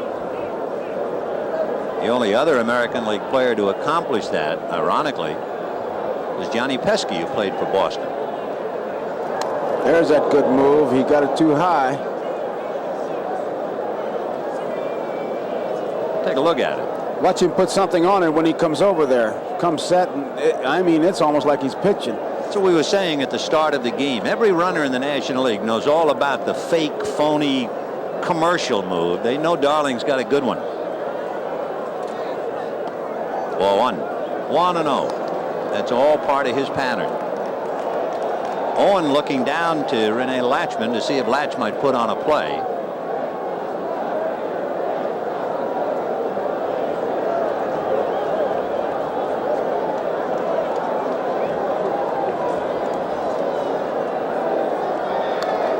A feeling that there might be a hit and run play on, and Henderson looks like he's braced and at the ready. Well, you got a combination up there, and obviously you'd like to at least stay away from the double play to get the pitcher up there. For John McNamara, after managing in the American League, this is really a jolt. Foul back. In other words, John managed in the National League at San Diego and Cincinnati. But John has to be thinking as an American League manager, and then all of a sudden they say, now you're a National League manager. You have to send your pitcher up to hit, and you have to think about pinch hitters and taking them out of the game. Davey Johnson, before the game, talking about that, he says the adjustment's going to be tougher on McNamara than it will be on him. Yeah, having a DH is kind of a walk in the park. 1-1. The count is Spike Owen. We're in the top of the 5th inning. And that first game philosophy has held up so far. It's in the hands of the pitchers, albeit cold hands, Ron Darling and Bruce Hurst. There it was again. I tell you, Henderson just better not think about anything else but watching him, because with that move, you can't leave a wake-up call. You have to do it yourself. He about had him. If he gets a little bit on the right side, just a tad, he would have nailed him. 1 ball and 1 strike to Spike Owen. And Hendu fakes, and the ball is hit down the right field line, foul and out of play. Another change of role, of course, is for Spike Owen. During the regular year, Spike had 9 sacrifices. He's a good bunter. But when you have the pitcher coming up behind you, that takes a weapon away. Certainly at Shea, not at Fenway. 1-2 the count. 1 out, 5th inning. No runs, 3 hits for the Sox. No runs, 2 hits for the Mets. Dave Henderson.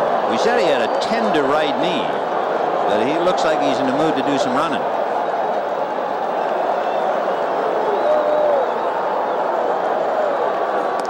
Two and 2. Again, we repeat, the Red Sox had the fewest number of stolen bases in the major leagues for the 4th straight year. Henderson really giving Latchman a long extra look, and those are the kind of things that when you're watching the base runner, the flag goes up. You say, uh-oh, be careful. 1 out.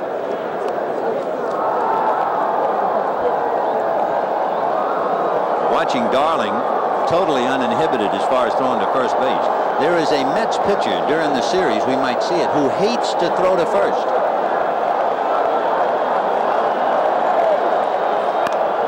Hit in the air, and Lenny Dykstra's right there. 2nd out, and back to first goes Henderson. Then with Hurst coming up, they got him with fastballs. They didn't even fool around. And I just wonder if that's what they're going to continue to do, because when they asked Davey Johnson about it, he said, we're going to give him gas. You know, I'd like to conclude the thought. At the same time, I don't want to get into a scouting report. There is a Mets pitcher who doesn't like to throw to first. And during the series, if he's pitching, we'll have Keith Hernandez watched particularly closely. And you will see Hernandez actually gesture to him, throw me the ball. Only because the pitcher doesn't like to go over there. 0-1 to count. Remember Bruce Hurst, first major league at bat, struck out. And here he is again, 0-1. 1 ball, 1 strike. I don't think it's right that I should mention the pitcher's name. I think I'm getting into dead waters, and that's not the point anyway. We just want to talk about throwing to first. Before the game, Hurst walked through with 2 bats, and somebody asked him if he was looking for the plug. 1-1. Strike. Good eye.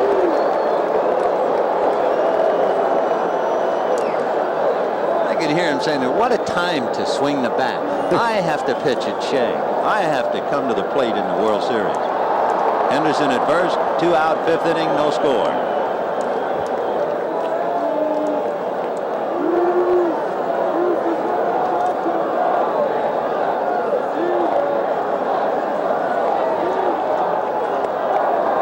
See if his top hand comes off the bat.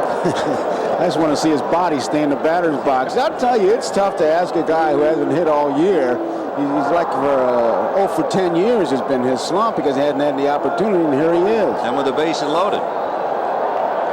All right, Bruce, nice swing. Way to go. Good eye. Isn't that what they say on the bench? Half a dozen strikeout. Hang in there. And at the end of 4 1/2, no score.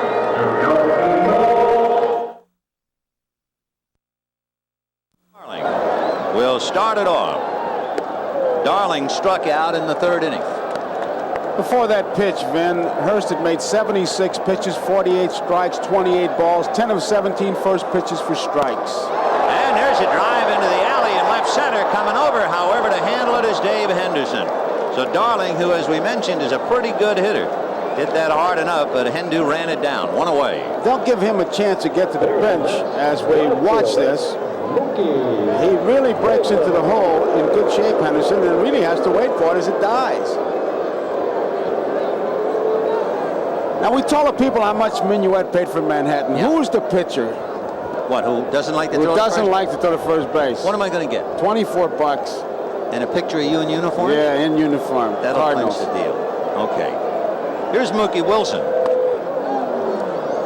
Sid Fernandez hates to throw to first, the left-hander, the happy, pleasant, good-natured Hawaiian. There he is. And Keith actually has to gesture. Come here, come over to me. That's not really new. I'm telling you, we had a pitcher at Pittsburgh. When they asked him why he didn't throw, he gave a great reason. He said, I don't want to expose my bad move. Okay. 1-1, ball 2. I know the scouting report years ago on Kurt Simmons was that he hated to throw to first. So you think a left-hander would find it very easy. But if you have a bad move, why show it to him? That's right. 3-1. Well, if one thing, the Red Sox might or might not try to exploit a pitcher who doesn't like to throw to first, since running is not that much a part of their game. Hit to right field. Evans fading, and Dewey is there. So 2 down in the 5th inning. No score. And the batter will be Len Dykstra.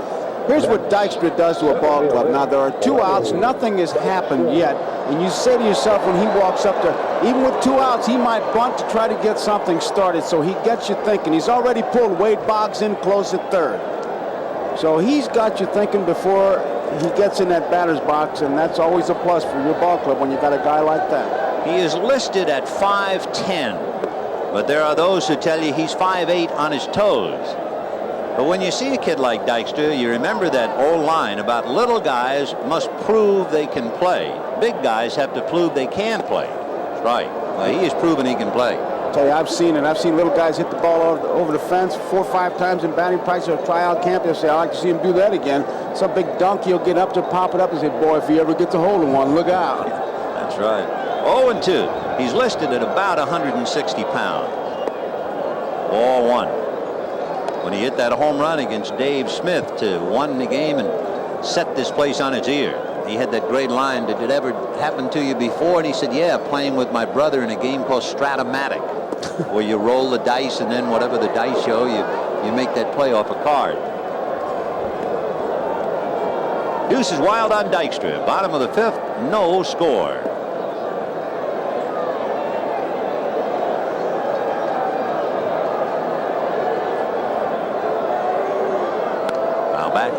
Bruce Hurst comes into this game in good shape. He's had 5 complete games in his last 7 starts, and he has put up good numbers, especially the 5 strikeouts. Well, that game he pitched against Toronto in Fenway was just a great game to clinch it. 2-2. Got him. So that's 6 strikeouts for Bruce Hurst. The Mets go quietly, and at the end of 5, no score. For a pitcher and catcher, there's always a game within a game. Here's Boggs against Darting his last time up. Boggs programs himself. Will he be right or wrong? Takes the fastball strike. Takes the fastball strike. And if you're looking all in the same spot, low and outside, they get him. So obviously they made up their mind. We're not going to give him any off-speed pitches, and the fastball is going to be low and away. And that time they got him. And that's the best hitter in the American League. He led it. Look at that, only 46 swinging strikes. He takes that first pitch with the theory that, and it's really one that's been around, take the first pitch. If it's a strike, you know they're going to come back with it, and if it's a ball, you're ahead of the pitcher. He's got happy thoughts on his mind, as well as the World Series. His wife, Debbie, is great with child, and they will name the baby Brett. The godfather will be George Brett.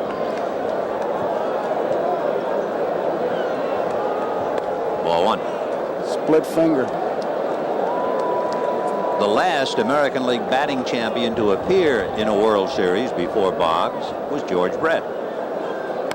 Comebacker, and Darling, a good fielder, stays with it.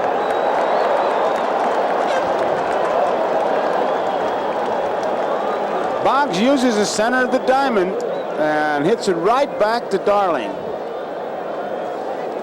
Boy, and on a cold night, he's going to feel this. He's in pretty good position. He got that right on the fingertips. You could see even before he threw it, just kind of flicked that glove as if to say, little stinger there. Here's Marty Barrett, who's the best bunter on the team. Knight comes up a step about even with the bag at third. Ball 1. You could see him looking around, too, Vinny, to see where the defense was. And also, remember, it was an outside pitch that got him the last time, and that's the one pitch he likes to protect himself against. You got to like this guy. 2-0. Those who watch the Red Sox every day, all year long, did not find it that surprising that Marty Barrett would win the MVP. And And very humbly, Marty said, hey, there's so much attention paid to Boggs and Rice, and I get all those 3-1 fastballs. I just can't. I'm riveted to that back foot. It's a definite move. With this shot, you see it, and you ask him why. 2 balls, 1 strike. 1 out, 6th inning, no score. Fouled away. He might have been trying to take a shot to right, and the count 2-2. He hit .367 in the LCS. He had 39 chances without an error. Watch the back foot. Watch it. There it goes. Now, there has to be a reason, but we can't figure it out. Just timing mechanism, I guess. No, he doesn't know why he doesn't know. No. That's 2-2. great. Don't change. Ball 3. I remember interviewing a pitcher after a shutout once. Before every pitch, he grabbed the back of his shirt. Every pitch. And when I asked him why he did it after the game, he said, I don't do that. I said, you did it every pitch. He said, I didn't know that. 6th inning, 1 out, no score. And Jim Rice, along with his thoughts, he's due to hit 4th in the inning. 3-2. Fastball hit in the air to right center, but Strawberry is going to be there to handle it. 2 down in the 6th. So Barrett going with the pitch the other way, and that'll bring up Bill Buckner. Now batting, first baseman Bill Buckner. Bill Buckner grounded into a double play in the 1st inning, and then literally threw his bat at the ball in the 4th inning and singled to left. Got as far as second base on a wild pitch.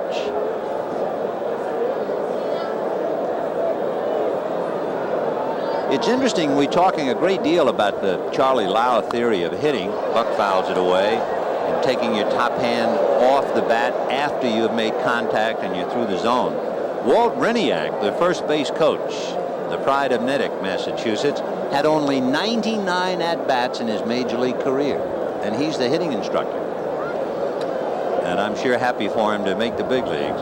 So now he can tell Doug Flutie and Joe Coleman to move over. He's the first guy from that town to make the big leagues. Make the series. I mean the World Series. Yeah, 0-1. Joe Coleman pitched for Detroit, so he got a little taste of big league action. You know, when you talk about him, how many times at bat in the big leagues, how about when Mike Jorgensen was released by the Cardinals because he couldn't hit, they made him the minor league hitting instructor. So you don't hire a guy by his averages. No. It's what he knows. And what kind of a teacher he is. Do as I say, not what I do. 0-2 the count to Billy Bucks with 2 out in the 6th, no score.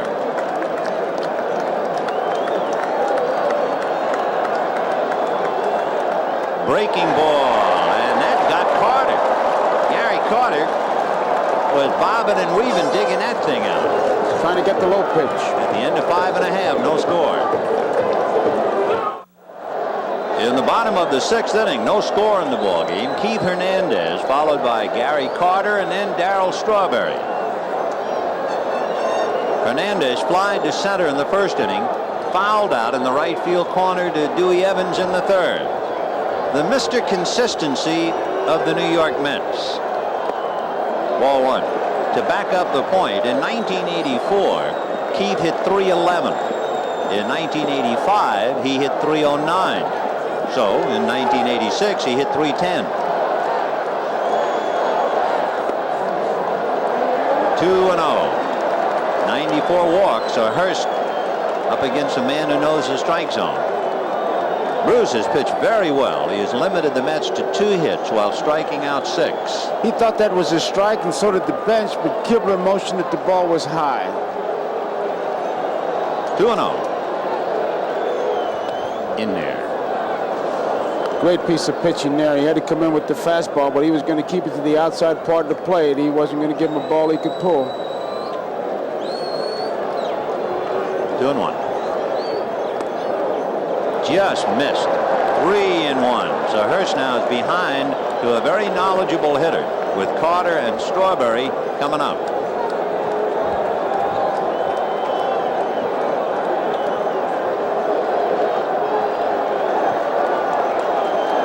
Three balls, 1 strike. And that's what he did all year long. Opens up the inning with a walk.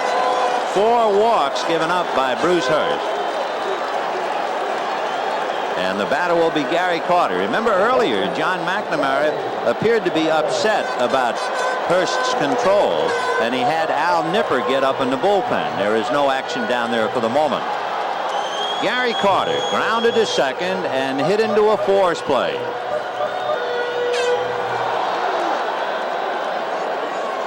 All year long, the big question was, would Carter's knee hold up? And it did. A busted bat hit up the middle for a base hit. Hernandez to second and holding. So Carter shatters his bat and gets a base hit to center.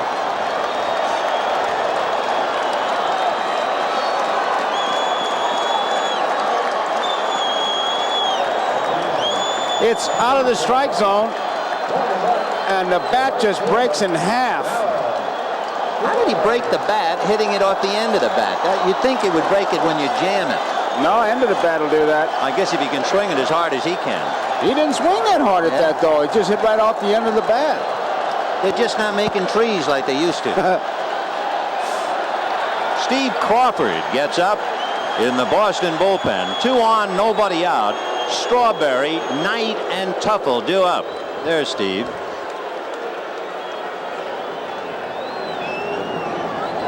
So first Gedman and now Owen come to the mound to talk to Bruce Hurst. Hernandez at second, Carter at first. Nobody out, no score, 6th inning. Just setting up who'll be covering in case the ball is hit back to Hurst. Strawberry struck out in the 2nd inning and walked in the 4th. High pop foul and out of play. Strawberry tried so hard to time that off-speed pitch. Well, you talk about twisting and turning in the wind, and he still couldn't do it. 0-1.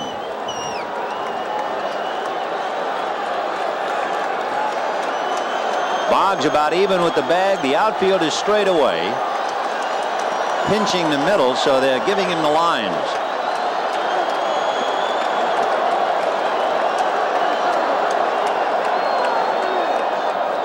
In there. So now he has Strawberry by the neck, 0-2. Boy, that was a big breaking curveball. That's the kind when you were a kid you called a drop. Roy Campanella called it public enemy number 1. I agree. 0-2 to Darrell. Got him on the inside corner as Hurst picks up his 7th strikeout and gets Strawberry for the 2nd time tonight. And usually in a spot like that, you'll see a pitcher work and try to set up a pitch. Not Bruce Hurst. He just went right after him, and then he throws it right there. Big curveball, and I'll tell you, when it breaks that much, that's like a scholarship to broadcasting school. Yep. 1 away, and here's Ray Knight. Interestingly, he had an unusual game in July against the Astros. He struck out 4 times against left-handed Jim Deshaies, and in the 10th inning hit a home run against left-hander Frank DiPino for a tie and win it 6-5. Hot one to third. Boggs down to second for 1. On to first, double play. No runs, 1 hit, 1 left. We got a dandy, and we'll be right back after these messages from your local station.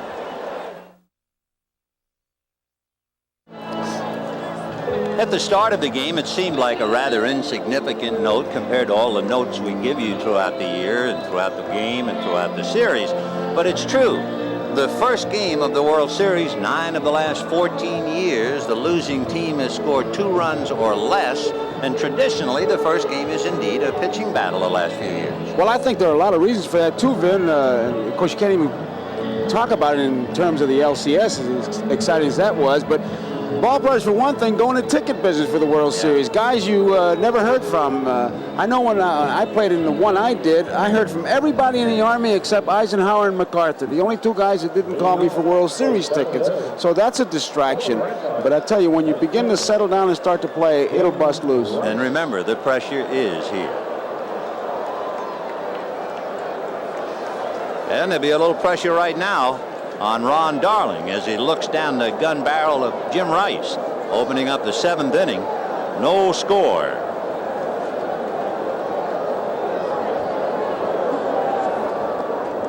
Rice doing what he did so often against the Angels, chasing that breaking ball in the dirt. But if you make a mistake, bingo. 0-1. Each side with 3 hits. 1 ball, 1 strike. And you might have noticed Carter gesture with his arm once for Darling to get his arm up a little bit, dropping it, which is what happens when fatigue begins to set in. The 7th inning. Fouled away, and he really was coming over the top that time after the reminder. And Carter, as always, he kind of takes a look at those hitters. He wants to see who the peakers are. We watched him a couple times during our regular game of the week, and hey, by the way, it's a good how habit. about that story about Hernandez saying to him, if you call another fastball, we'll go at it right here and now. Well, in the pregame show, it's great he explained it because Keith was trying to break some tension, but he did tell him that. He was probably trying to break some tension today, but at the moment he was ready to fight him. Pitch inside. It was a good story anyway, breaking tension. I bet he meant it, because immediately Orozco threw nothing but sliders and struck out Kevin Bass, and it was over. Well, he said as long as it was going along, it was okay, but when the tying run got on, that's enough. 2-2. Big overhand jug in the dirt. And I was wondering whether Kibler was going to look at that, and he'll throw it out. Meanwhile, he came to New York, but not to play, and that's a tragedy. Tom Seaver, now with the Red Sox, has a date with surgery. Can't make it. Would that have been a story? But we have stories galore. 3-2. Missed down and in with the pitch, and that's a walk to Jim Rice. The second pass given up by Ron Darling. Stepping up to the plate, right fielder. Now he has to face Dwight Evans. Let's take a look at Carter and his work behind the plate. Well, he's looking all over now. You see Wigwag. Watch him look at first base now. He's checking everything and then finally picks up the ball. The Rice is aboard with the walk. Dwight Evans had a look at Latchman down at third to see if there might be a play aboard. Evans a long out to deep left center, and we truly believe the wind cut down a home run. And then in the 4th inning, he flied to left. Way out in front of that. Boy, that was a great move. And then you talk about pulling the string. He jerked his chain. 0-1. Well, Evans will look for a pitch. You remember in Fenway when he hit the home run in that big game, he said, I was sitting on it, and if he gets it, he can pop it out of here. It's always, well, that game within a game we're talking about. Rice at first, held on by Hernandez. Nobody out in the 7th, no score. Time. When you look at Dwight Evans up there, you have to remember he belongs in the Red Sox history book. Only Carl Yastrzemski, the great Yaz, and Bobby Doerr have played more games in a Boston uniform. The kid out of Santa Monica, Dewey Evans. He can do a lot of things.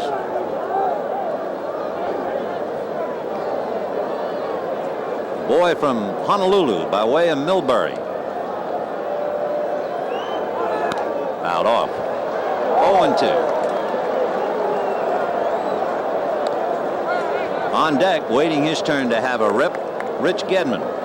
And again, we'll have that wonderful battle of the former high school kids, Darling and Gedman. 0-2. Darling, his wife, a most successful model in New York. Handsome kid. Majored in Southeastern Asian history when he was at Yale.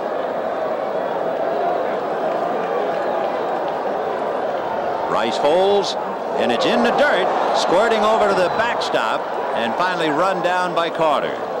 So a big break. They get Rice to second with nobody out. They take the force play away from the Mets, and they count 1-2 to Evans. There's nothing you can do on this. A 55-footer, and it hits Carter right in the middle of the protector, a little bit to the left. Once again, it's that breaking pitch, and you can see Evans being the heads-up batter he is. He says, go to second, and he kind of push.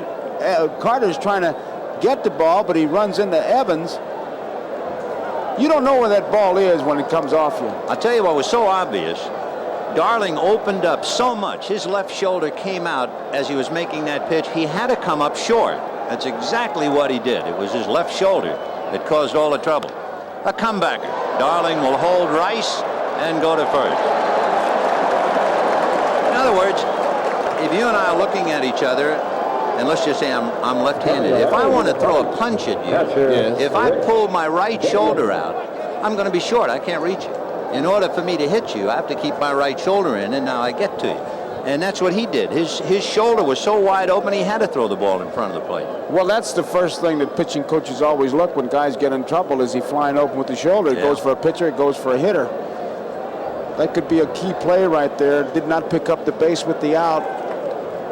Here is Rich Gedman. Popped up and struck out against his old high school foe and hits a ground ball right through Tuffle. Here comes Rice around third to throw by Strawberry. He's in there. Down to second goes Gedman.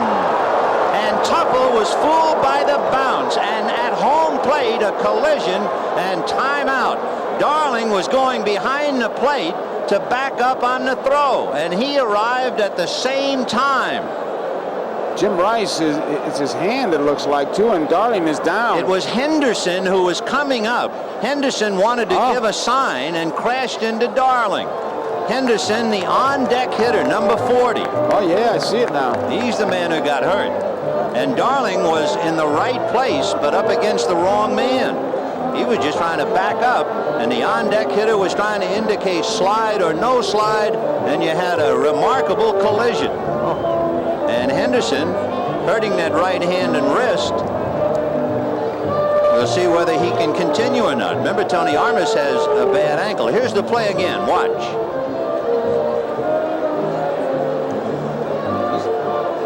See, Henderson and Darling have already hit each other because Darling was in motion to get behind the plate, and Henderson was trying to get up there and indicate to Rice whether to slide or not. Boy, there's one for the books. That is really a freaky play. Meanwhile, Tuffle will draw an error, completely fooled on the erratic bounce. There's the collision. Now let's take a look at the ground ball, and you'll see what happened to Tuffle. He's down there, just didn't come up. We talked about the possibility of the bad hops, and he was there in front of it. And the throw, it misses the cutoff man. That cost him a base, and the man who showed real disgust was Hernandez, the cutoff man. Because now one out, double play is not in order, a man in scoring position, so one error shows up and the other error will not show up in the box score, but that's a big base that Gedman was able to pick up. Well, Henderson, who looks like the truck broke down on the way to the ballpark, is going to try and stay in there.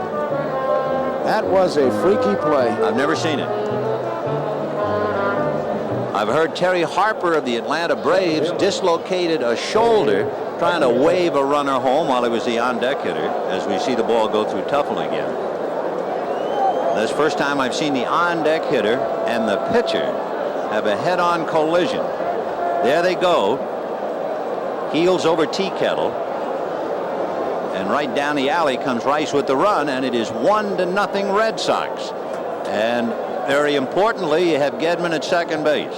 So instead of 2 out and a runner at third, 1 out, a run in, and a runner at second, and Henderson trying to pick him up. And the Mets have the reputation of manufacturing runs, but the Red Sox just did it with a walk, wild pitch, error. And Carter now asking for time. He might be counseling Darling, might be thinking about changing signs, but I think he's also trying to give Darling a chance to pull himself together.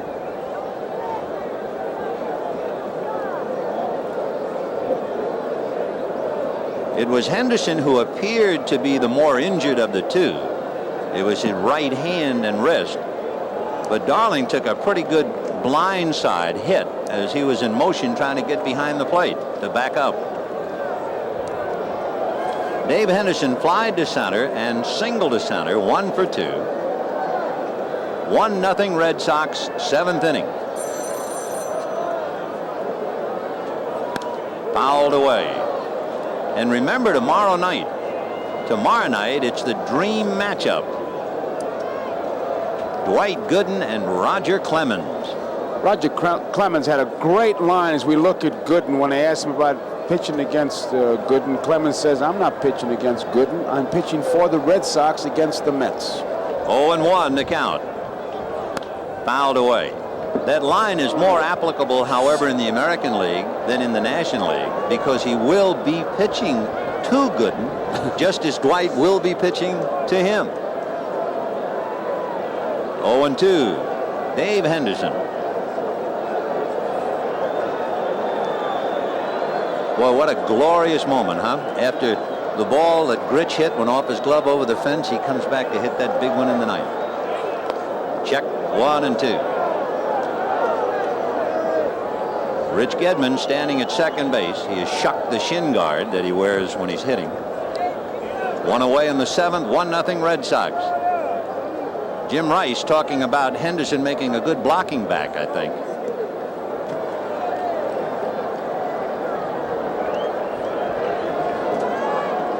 One and two.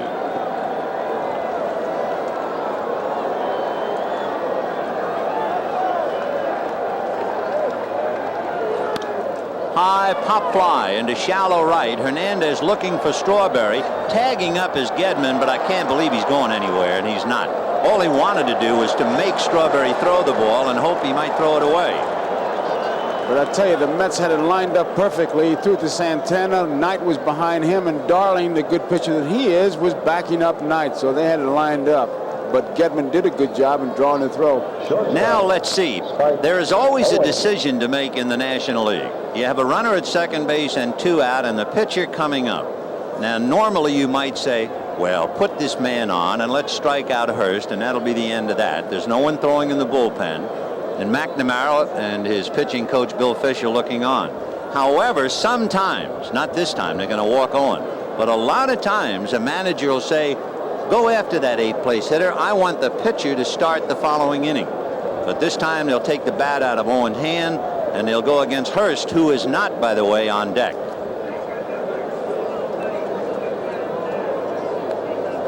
So it's been a tough inning for Ron Darling, opening up with a walk to Rice, then the wild pitch, the error by Tuffle, and now the intentional walk to Owen.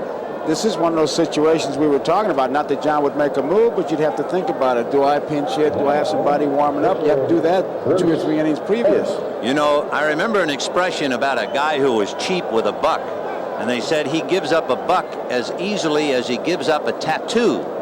Well, Davy Johnson gives up intentional walks about as easily as he gives up a tattoo. The Mets walked only 29 hitters intentionally all year, and no other National League team issued less than 55. Ball one. So it's a little rare to see him do it. That it is. Now they've been able to get him with nothing but fastballs. He's looking for his first major league hit. If he'd get one here, it'd be a triple celebration. 1 ball and no strikes to Bruce. Foul back. Hey, now he made contact. He broke the slump right there. He just broke the slump. Tried. His brother, who said, "Don't embarrass the family." He got a piece now of you it. didn't have to put that up there. What an awful thing to put up. Struck out every time at bat in the big leagues. The Bruce Hurst Marching and Chowder Society will not accept that graphic. 1-2.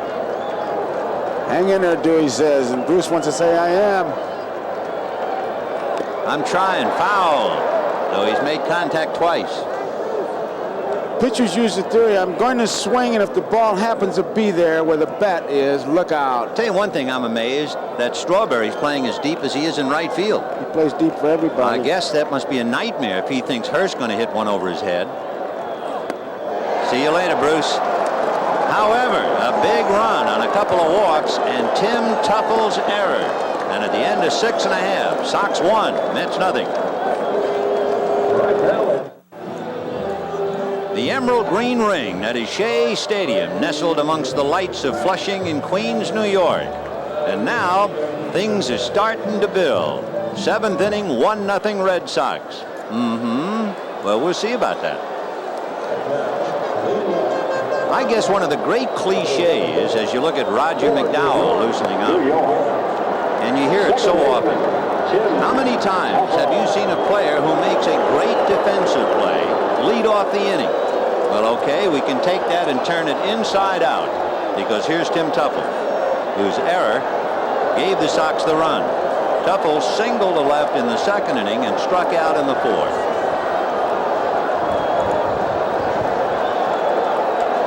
And Boggs is deep and almost on the line. That means they open up the left side of the infield for Tuffle. And the forkball. Here's that play again. He'll start to come up just a tad right there with the glove. And the ball stayed down. And that's the difference in the game. Tuffle will drag. They'll have to think about a bunt up there. 0-1. And strike two. Now he's in a hole. Just a perfect pitch on that outside corner. Tuffle followed by Santana, but then Darling is due to bat third. And I think that's why McDowell is heating up.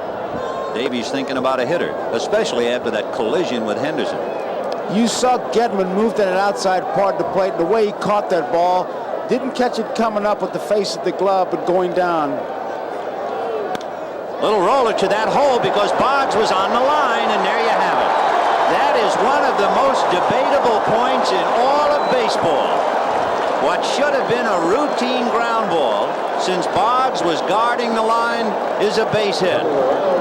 And the thinking behind it is give him the single, take away the extra base hit, and they gave him the single. And now Wally Backman will run for Tuffle. Take another look. Boggs is out of the play. He can't make it at all, and Spike Cohen is running towards the foul line. There's nothing he could do. All right, you got one of the pests on the bases, either Dykstra or Backman, and it's Backman. So Backman running for Tuffle, then Santana, and a hitter for Darling, perhaps. Darling is on deck. Santana hit back to the box and flied to center. He had a chance to pick up a run. He flied to center and left Strawberry at second in the fourth inning. So we'll watch Backman, and so will Hurst. 1-0 Red Sox in the seventh.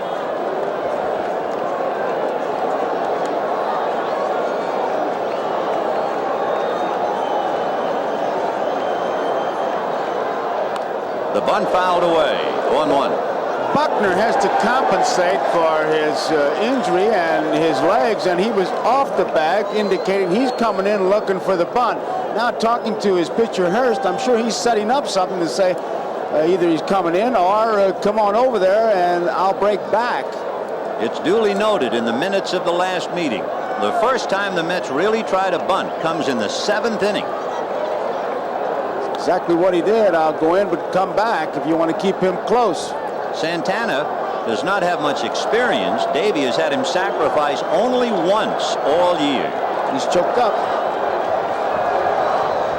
And he got it down. Hurst has to go to first. Covering is Marty Barrett.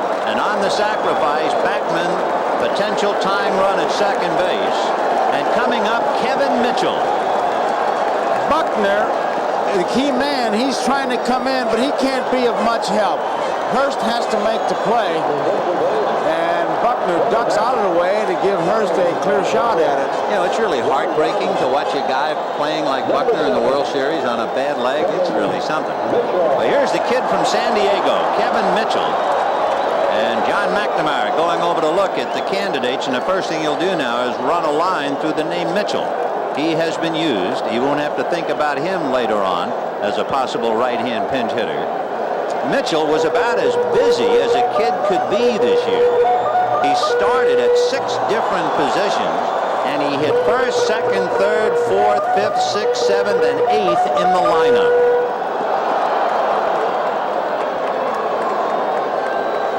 So Kevin Mitchell out of San Diego hitting for Ron Darling. And if you're wondering, Boggs is still guarding that line. That's the strategy that the Red Sox will use. There you see him.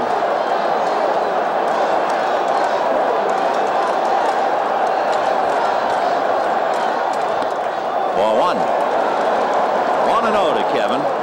And he has a look at Buddy Harrelson. Harrelson, when he coaches at third, is more vocal coach than a visible hand or arm coach. I'll tell you more about it. Swung on and missed. And when we get to Fenway Park, it could be very, very important for Harrelson and the decisions he makes with a runner at second base. What he will do on a base hit, he will run at the bag so that the base runner will pick him up running towards the bag. And then he hollers, either you've got to go, meaning to score, or no, no, no, and he'll hold him at third. 1-2, foul ball. Dangerous way to coach. Yeah, it is. I said to him, you mean to tell me with 55,000 people screaming at Shea Stadium, you're hollering no or go? And he said, it's the rhythm. They know. I always say, you've got to go. 1-2. He's been very successful. He's a good third base coach. He's very active, as you can see, out of that box. 1-2 to Kevin Mitchell. Backman the tying run at second, one out. Got him on the inside corner. And Kevin Mitchell, caught looking, becomes strikeout number 8 for Bruce Hurst, who is pitching a dandy. Big left-hander in the jam is really coming up with the great pitches. Look at Getman slide outside and come back inside if there was any peek, and he got him. And once again, look how he holds that glove inside the strike zone. It's not that he's trying to steal a strike. What he wants is that borderline strike, and that glove is always in the strike zone. And I'll tell you another way you can watch the catchers and see how many balls they drop. This kid doesn't drop many. Well, here now is Mookie Wilson with 2 out and the tying run at second base. Bruce Hurst, like Ron Darling, has struck out 8. Fastball on the outside corner. Calvin Schiraldi, the ex-Met, is heating up, if you can use that term tonight, in the Red Sox bullpen. 0-1. 1 ball, 1 strike. The difference in the game is in that error column. The Mets, who made just 1 error in the League Championship Series, make an error that has changed the game around. Hurst wants to make sure that the right side of the infield is set properly. Evidently, somebody in the bench hollering to Buckner where to play, and Marty Barrett. Though they're afraid Wilson will go the other way. 1-1. 1-2. He was trying to pull that pitch, and there's no way he's going to hit it. Impossible. It was a good pitch to the outside part of the plate, maybe even out of the strike zone. 1-2 the count, 2 out in the 7th, 1-0 Red Sox. And it's the beginning of the first-time World Series managers to begin to sweat. 2-2. We took that shot of McNamara in the background. You saw the blue book. That's the scouting report. There it is. And they're just constantly checking it. 2 balls, 2 strikes, and 2 out to Wilson, who is 1 for 3 tonight. Backman the tying run at second. Ground ball smothered by Boggs. On his feet, throws him out. Fine play by Wade. He was able to move and get the one that he couldn't get on Tuffle. And the tying run is left at second, and it's 1-0 Sox. Here's the big play of the game so far. Boggs guarding the line, gets a good jump.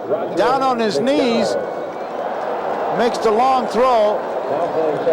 It's almost like Boggs is saying, well, if I'm not going to get any hits, nobody else is going to get any. He set himself, and down he goes in the webbing. That's the key play so far. Well, Wade Boggs is going to start it off in the 8th inning against Roger McDowell, who comes into the game since Darling went out for Mitchell. And remember, Wally Backman. And let's check.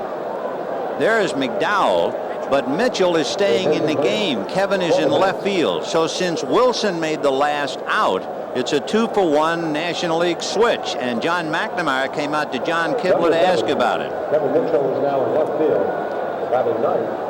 The pitcher, Roger So McDowell, Mitchell is in left field batting ninth. The pitcher goes in the last out spot, the leadoff role of Wilson. Roger McDowell.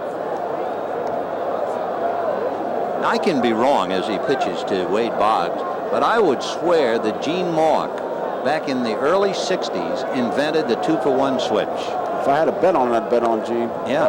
Strike one. I can never remember, prior to Mauch's managerial time in Philadelphia, the 2-for-1 switch, which we see every day now. 0-1 the count. Boggs hammers it right at Santana. So Wade, a bullet to short, 1 away. And Boggs goes 0 for 4. Roger McDowell is a youngster out of Cincinnati who set a Mets club record Second He was baseman, in 75 games, and he tied with Toronto's Mark Eichhorn for the major league lead with 14 relief wins. He also had 22 saves. He is basically a sinker curveball pitcher. And here's Marty Barrett, singled, struck out, and flied to right. When you talk about a sinker ball, you'll see it. It is a hard sinker. He'll get a lot of ground balls if he's got that good one going. There's a sinker and a comebacker. That's another thing. If you're a sinker ball pitcher, you are so accustomed to balls being hit back at you that you have to develop over the years a very good follow-through. He was in perfect position to handle the comebacker. You're going to get a lot of those ground balls. Look at this follow-through. And it's a heavy ball, too. Look at the weight. Now he's ready. Weight equally distributed. He just dances over there. Textbook. 2 down, and Bill Buckner, who has the admiration of everybody, including the opposing players. He is hit into a double play, single to left and struck out. 1 for 3.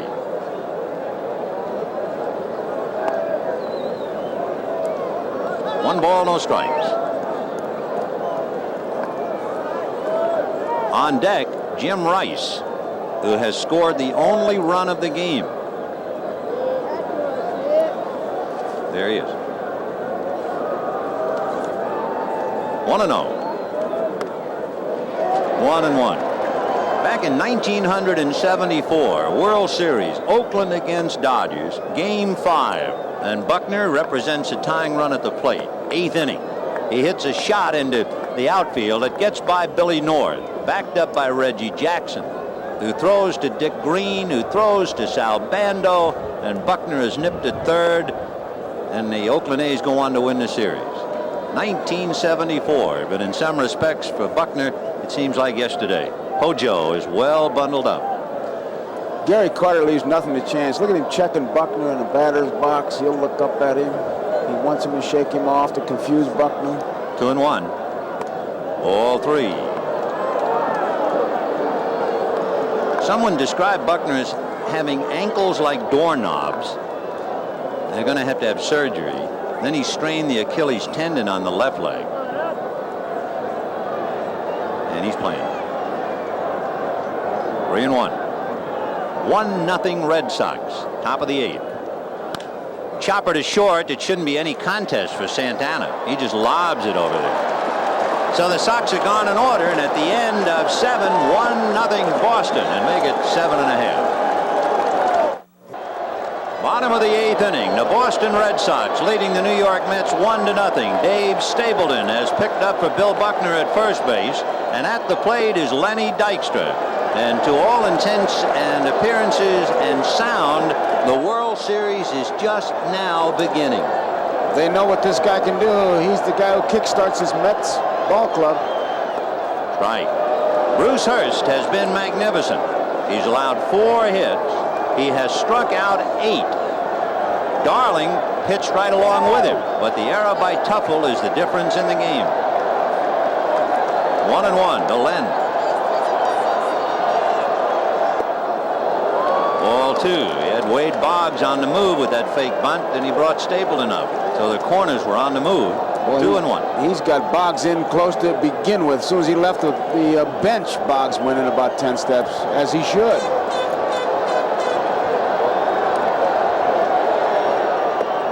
Ball 3, and now the Mets fans begin to loosen up. You have Dykstra, Hernandez, and Carter, and John McNamara begins to paw at the ground. He has Schiraldi along with Sambito now in the bullpen. That's a strike. 3-2. He had Nipper early, then he had Crawford. Now Schiraldi and the left-hander Joe Sambito, who used to be a Met. 3-2, the count to Lenny Dykstra. Big pitch for Bruce Hurst. 8th inning, 1-0 Boston. High fly ball into right center. Dave Henderson calling. 1 away, and that puts the lid on some of the enthusiasm, and it'll bring up Keith Hernandez. Mets, First baseman. Of all the people here, I guess the fellow with the most mixed emotions would be Lou Gorman of the Boston Red Sox front office, who had so much to do with the Mets as assistant to Frank Cashin in the signing of Dykstra, Mitchell, McDowell, Aguilera. In fact, there is quite a Boston-New York connection, and it really begins with Gorman. Right. That was Hernandez's home run swing. He's going to try to tie it up. It's a situation where you have to try to get the extra base hit. You remember that rip he had on the ball caught by Dwight Evans back in the third inning. And he goes the other way, but it's just a fly ball to Rice. So 2 down in the 8th inning. And Gary Carter coming up. Carter grounded to second, hit into a force play, broke his bat, and singled to center in the 6th inning. The Mets have had opportunities. First and second with 2 out in the 2nd. First and second with 2 out in the 3rd. A runner at second with 1 out in the 4th. First and second and nobody out in the 6th. The leadoff man aboard in the 7th, and yet Johnson has come up empty. Ball 1. So the Mets have had their opportunities, and each time Hurst fights them away. Got the power guys up. They're trying to hit that outside part of the plate. And that's hit to the gap, and Henderson appeared to go back and now recovers to come in and make the play. So 3 fly balls, and Hurst walks off leading 1-0 at the end of 8. Friends, just a reminder, this telecast is presented by authority of Major League Baseball and may not be reproduced or retransmitted in any form without the express written consent of Major League Baseball. Vin Scully along with Joe Garagiola here at Shea Stadium in New York as we go to the 9th inning of Game 1. And the Red Sox leading 1 run, 3 hits, no errors. The Mets, no runs, 4 hits, and 1 error. The Red Sox will have Jim Rice, who scored the only run. He walked opening up the 7th inning, advanced to second on a wild pitch, and scored on the ground ball that went between Tuffle's legs when Tim started to bring his glove up and the ball hugged the ground. If you're wondering about Hurst, who's on the bench right now, in 8 innings, he's made 114 pitches, 78 strikes, 46 balls, and he's getting that first pitch over in pretty good shape. 19 of 31. So 1-0 Boston in the 9th. Fastball in there for a strike, inside corner at the knees. Roger McDowell. He faced 21 batters in the LCS. 15 of them hit ground balls. He struck out 3 more. Strike 2. That's the sinker followed by the curveball.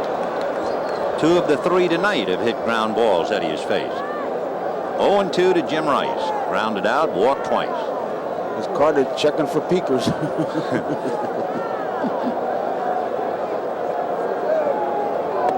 Ball 1. If you are not keeping score and you wonder about the Mets in the 9th inning, it will be Darryl Strawberry, Ray Knight, and Wally Backman.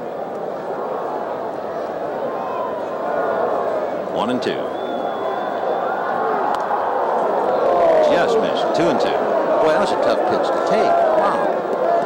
Well, sometimes when you take a pitch, you're completely fooled and you just want to look cool, like I had it all the way. That does happen. John McNamara trying to get a jump on the Mets and Davy Johnson. 2-2. Fouled away.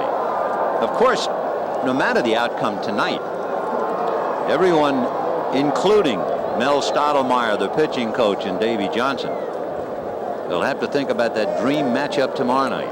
Roger Clemens versus Dwight Gooden in the Big Apple. Wow.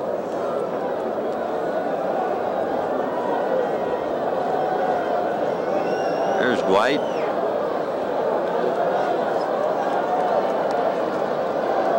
Two balls, 2 strikes to Jim Rice.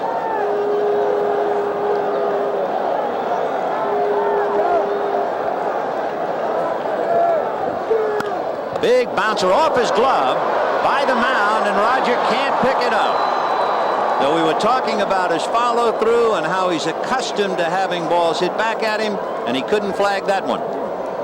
That ball always appears to be coming back much harder than it is. He looks like he's in good position. He really put some extra on it. He was in good position. It just kind of goes off his glove, and as always, you're the last guy to try to figure out where the ball is, and his first grab, when he misses it, it's just too late. But he was in good position, as the replay showed.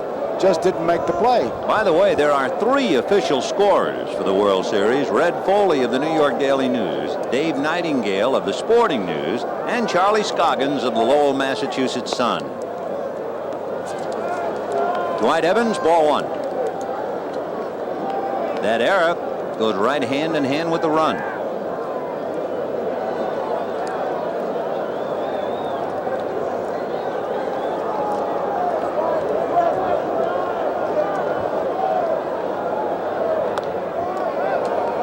Balls, no strikes.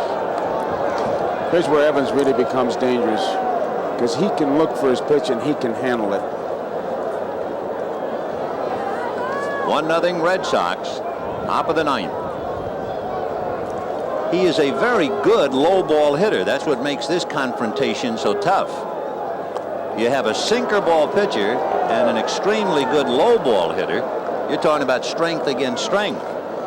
Carter makes a nice play, almost backhands it like a first baseman. That particular pitch looks like McDowell really overthrows it, because he's not usually that wild. I mean, he misses by a big margin, and Carter backhands it and makes a good play. Evans looking down at third base. He'd like to have that green light on 3 balls and no strikes. Hernandez got the green light. He is, according to the scouting reports that I've read, Dwight Evans is considered the best 3-0 hitter on the Red Sox team. And again, remember, he's a low ball hitter against a sinker ball pitcher. Let's see. Nope, ball 4. You give him 2-0, 3-1, and he becomes really tough. 3-0, and you can see that, hey, you're asking for trouble. Now they got a meeting. Everybody's going to go. The whole infield and McNamara. Runners at first and second, nobody out in the 9th inning. Davy Johnson watching like a hawk. No one throwing in the pen. It's up to McDowell, and the batter will be Rich Gedman. Now you have completely opposite that you had with Evans. Now you have basically a high ball hitter.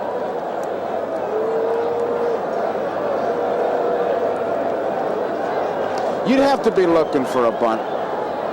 Knight is in, backing off. Hernandez is behind the runner and backing some more. So Gedman does bunt. There's a play at third, and there it is, a force play. McDowell to Knight, 1-5, erasing Rice. I just wonder if Gedman was able to pick up Hernandez way back. You'd be looking for the bunt. Knight was at third base, but as you pointed out, Vin, Hernandez back. Now look at Hernandez going back, a lot of room. Starts in and down he goes, because he's caught completely by surprise, but Gedman's bunts right back to the pitcher McDowell. Easy play at third base. If Gedman bunts the ball the other way towards first, that's right, the bases are loaded. He could have had a base hit if he'd had his shin guards on. So with 1 out, runners at first and second, 9th inning, 1-0 Red Sox. Here's Henderson, fly to center, single to center, fly to right. And he and Ron Darling were in that strange collision behind the plate. You have Gedman at first and Evans at second, 1 out in the 9th.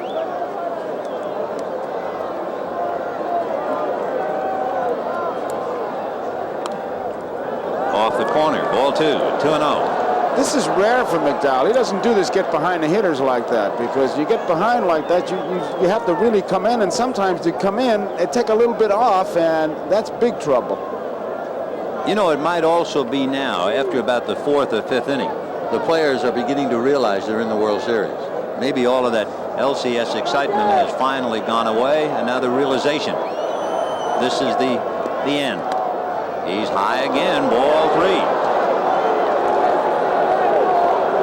The Sox have had runners in scoring position tonight, 3 of them on walks, and a walk has set up some trouble tonight. Henderson keeps looking at Latchman. He won't even look at him. Henderson wants to hit 3-0. You would tend to doubt that. That's in there. The crowd, at least for the moment here in the 9th inning, sitting very quiet, which is not the rule here at Shea normally.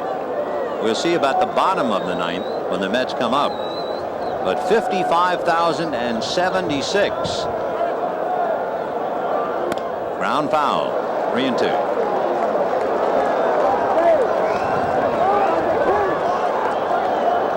Henderson trying to give Bruce Hurst a little cushion, trying somehow to give him an additional run to lean on in the bottom of the ninth.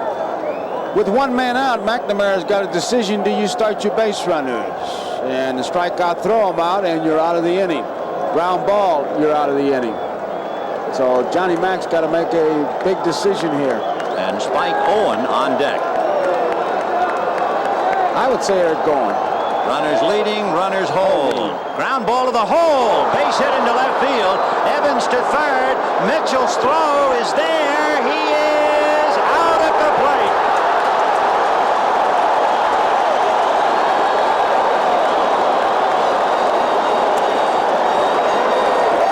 If he's running on that play, he makes it. But it was a decision Johnny Mac had to make. He decided to hold. Now the ball is a base hit between Knight and his shortstop, and Mitchell all the way on the fly. Watch Carter. He's got plenty of time, and he forces Evans to slide to the inside. And Evans never does get to the home plate. He forced him way in, and Evans really turns out to be an easy out. A matter of a couple steps. Starting the runner, yes. Didn't start him, no. Evans out at the plate. However, Gedman took the extra base and went to third. Henderson took the extra base and went to second. They are now going to walk Spike Owen. And Johnny Mac has another decision coming up. Do I hit for Bruce Hurst and come in with Schiraldi? Here's another look. Look at Carter force Evans to the inside, and he never gets to the plate. He just kept forcing him out. Good tag by Carter. So Spike Owen, hitting 8th in the lineup, will receive his second intentional walk. And Bruce Hurst looks at the dugout and starts to take his windbreaker off as Evans goes to the pits for repairs. And it is still 1-0 Boston. And in a moment, Bruce Hurst is still looking for a decision, and they're calling him away. They're going for a hitter. The hitter will be Mike Greenwell, who is the only left-hand hitter on the bench available to McNamara. And John rolls the dice, trying to get a run or two. He will lift Hurst and then give the ball to Schiraldi. What a job turned in by Bruce. He went 8 innings, allowed no runs, 4 hits, 4 walks, 8 strikeouts. But of course, if it wasn't for the error by Tuffle, Ron Darling would be even with him.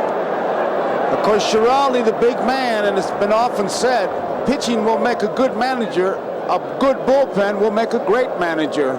And Johnny McNamara is depending on Schiraldi, who's just finished his warm-ups, and he's ready to come in. Down in the Mets bullpen, Jesse Orozco is throwing back of McDowell. So in the inning, the Sox have had 2 singles and 2 walks and have failed to score. The bases are loaded with 2 out, and here is Mike Greenwell trying to get them well off, and he lifts a fly ball to right center. Dykstra is calling that he has it, and the Mets dodge a bullet in the ninth. And at the end of 8.5 innings, as Bruce Hurst calls it a night, Shea Stadium wakes up. It is 1-0 Boston.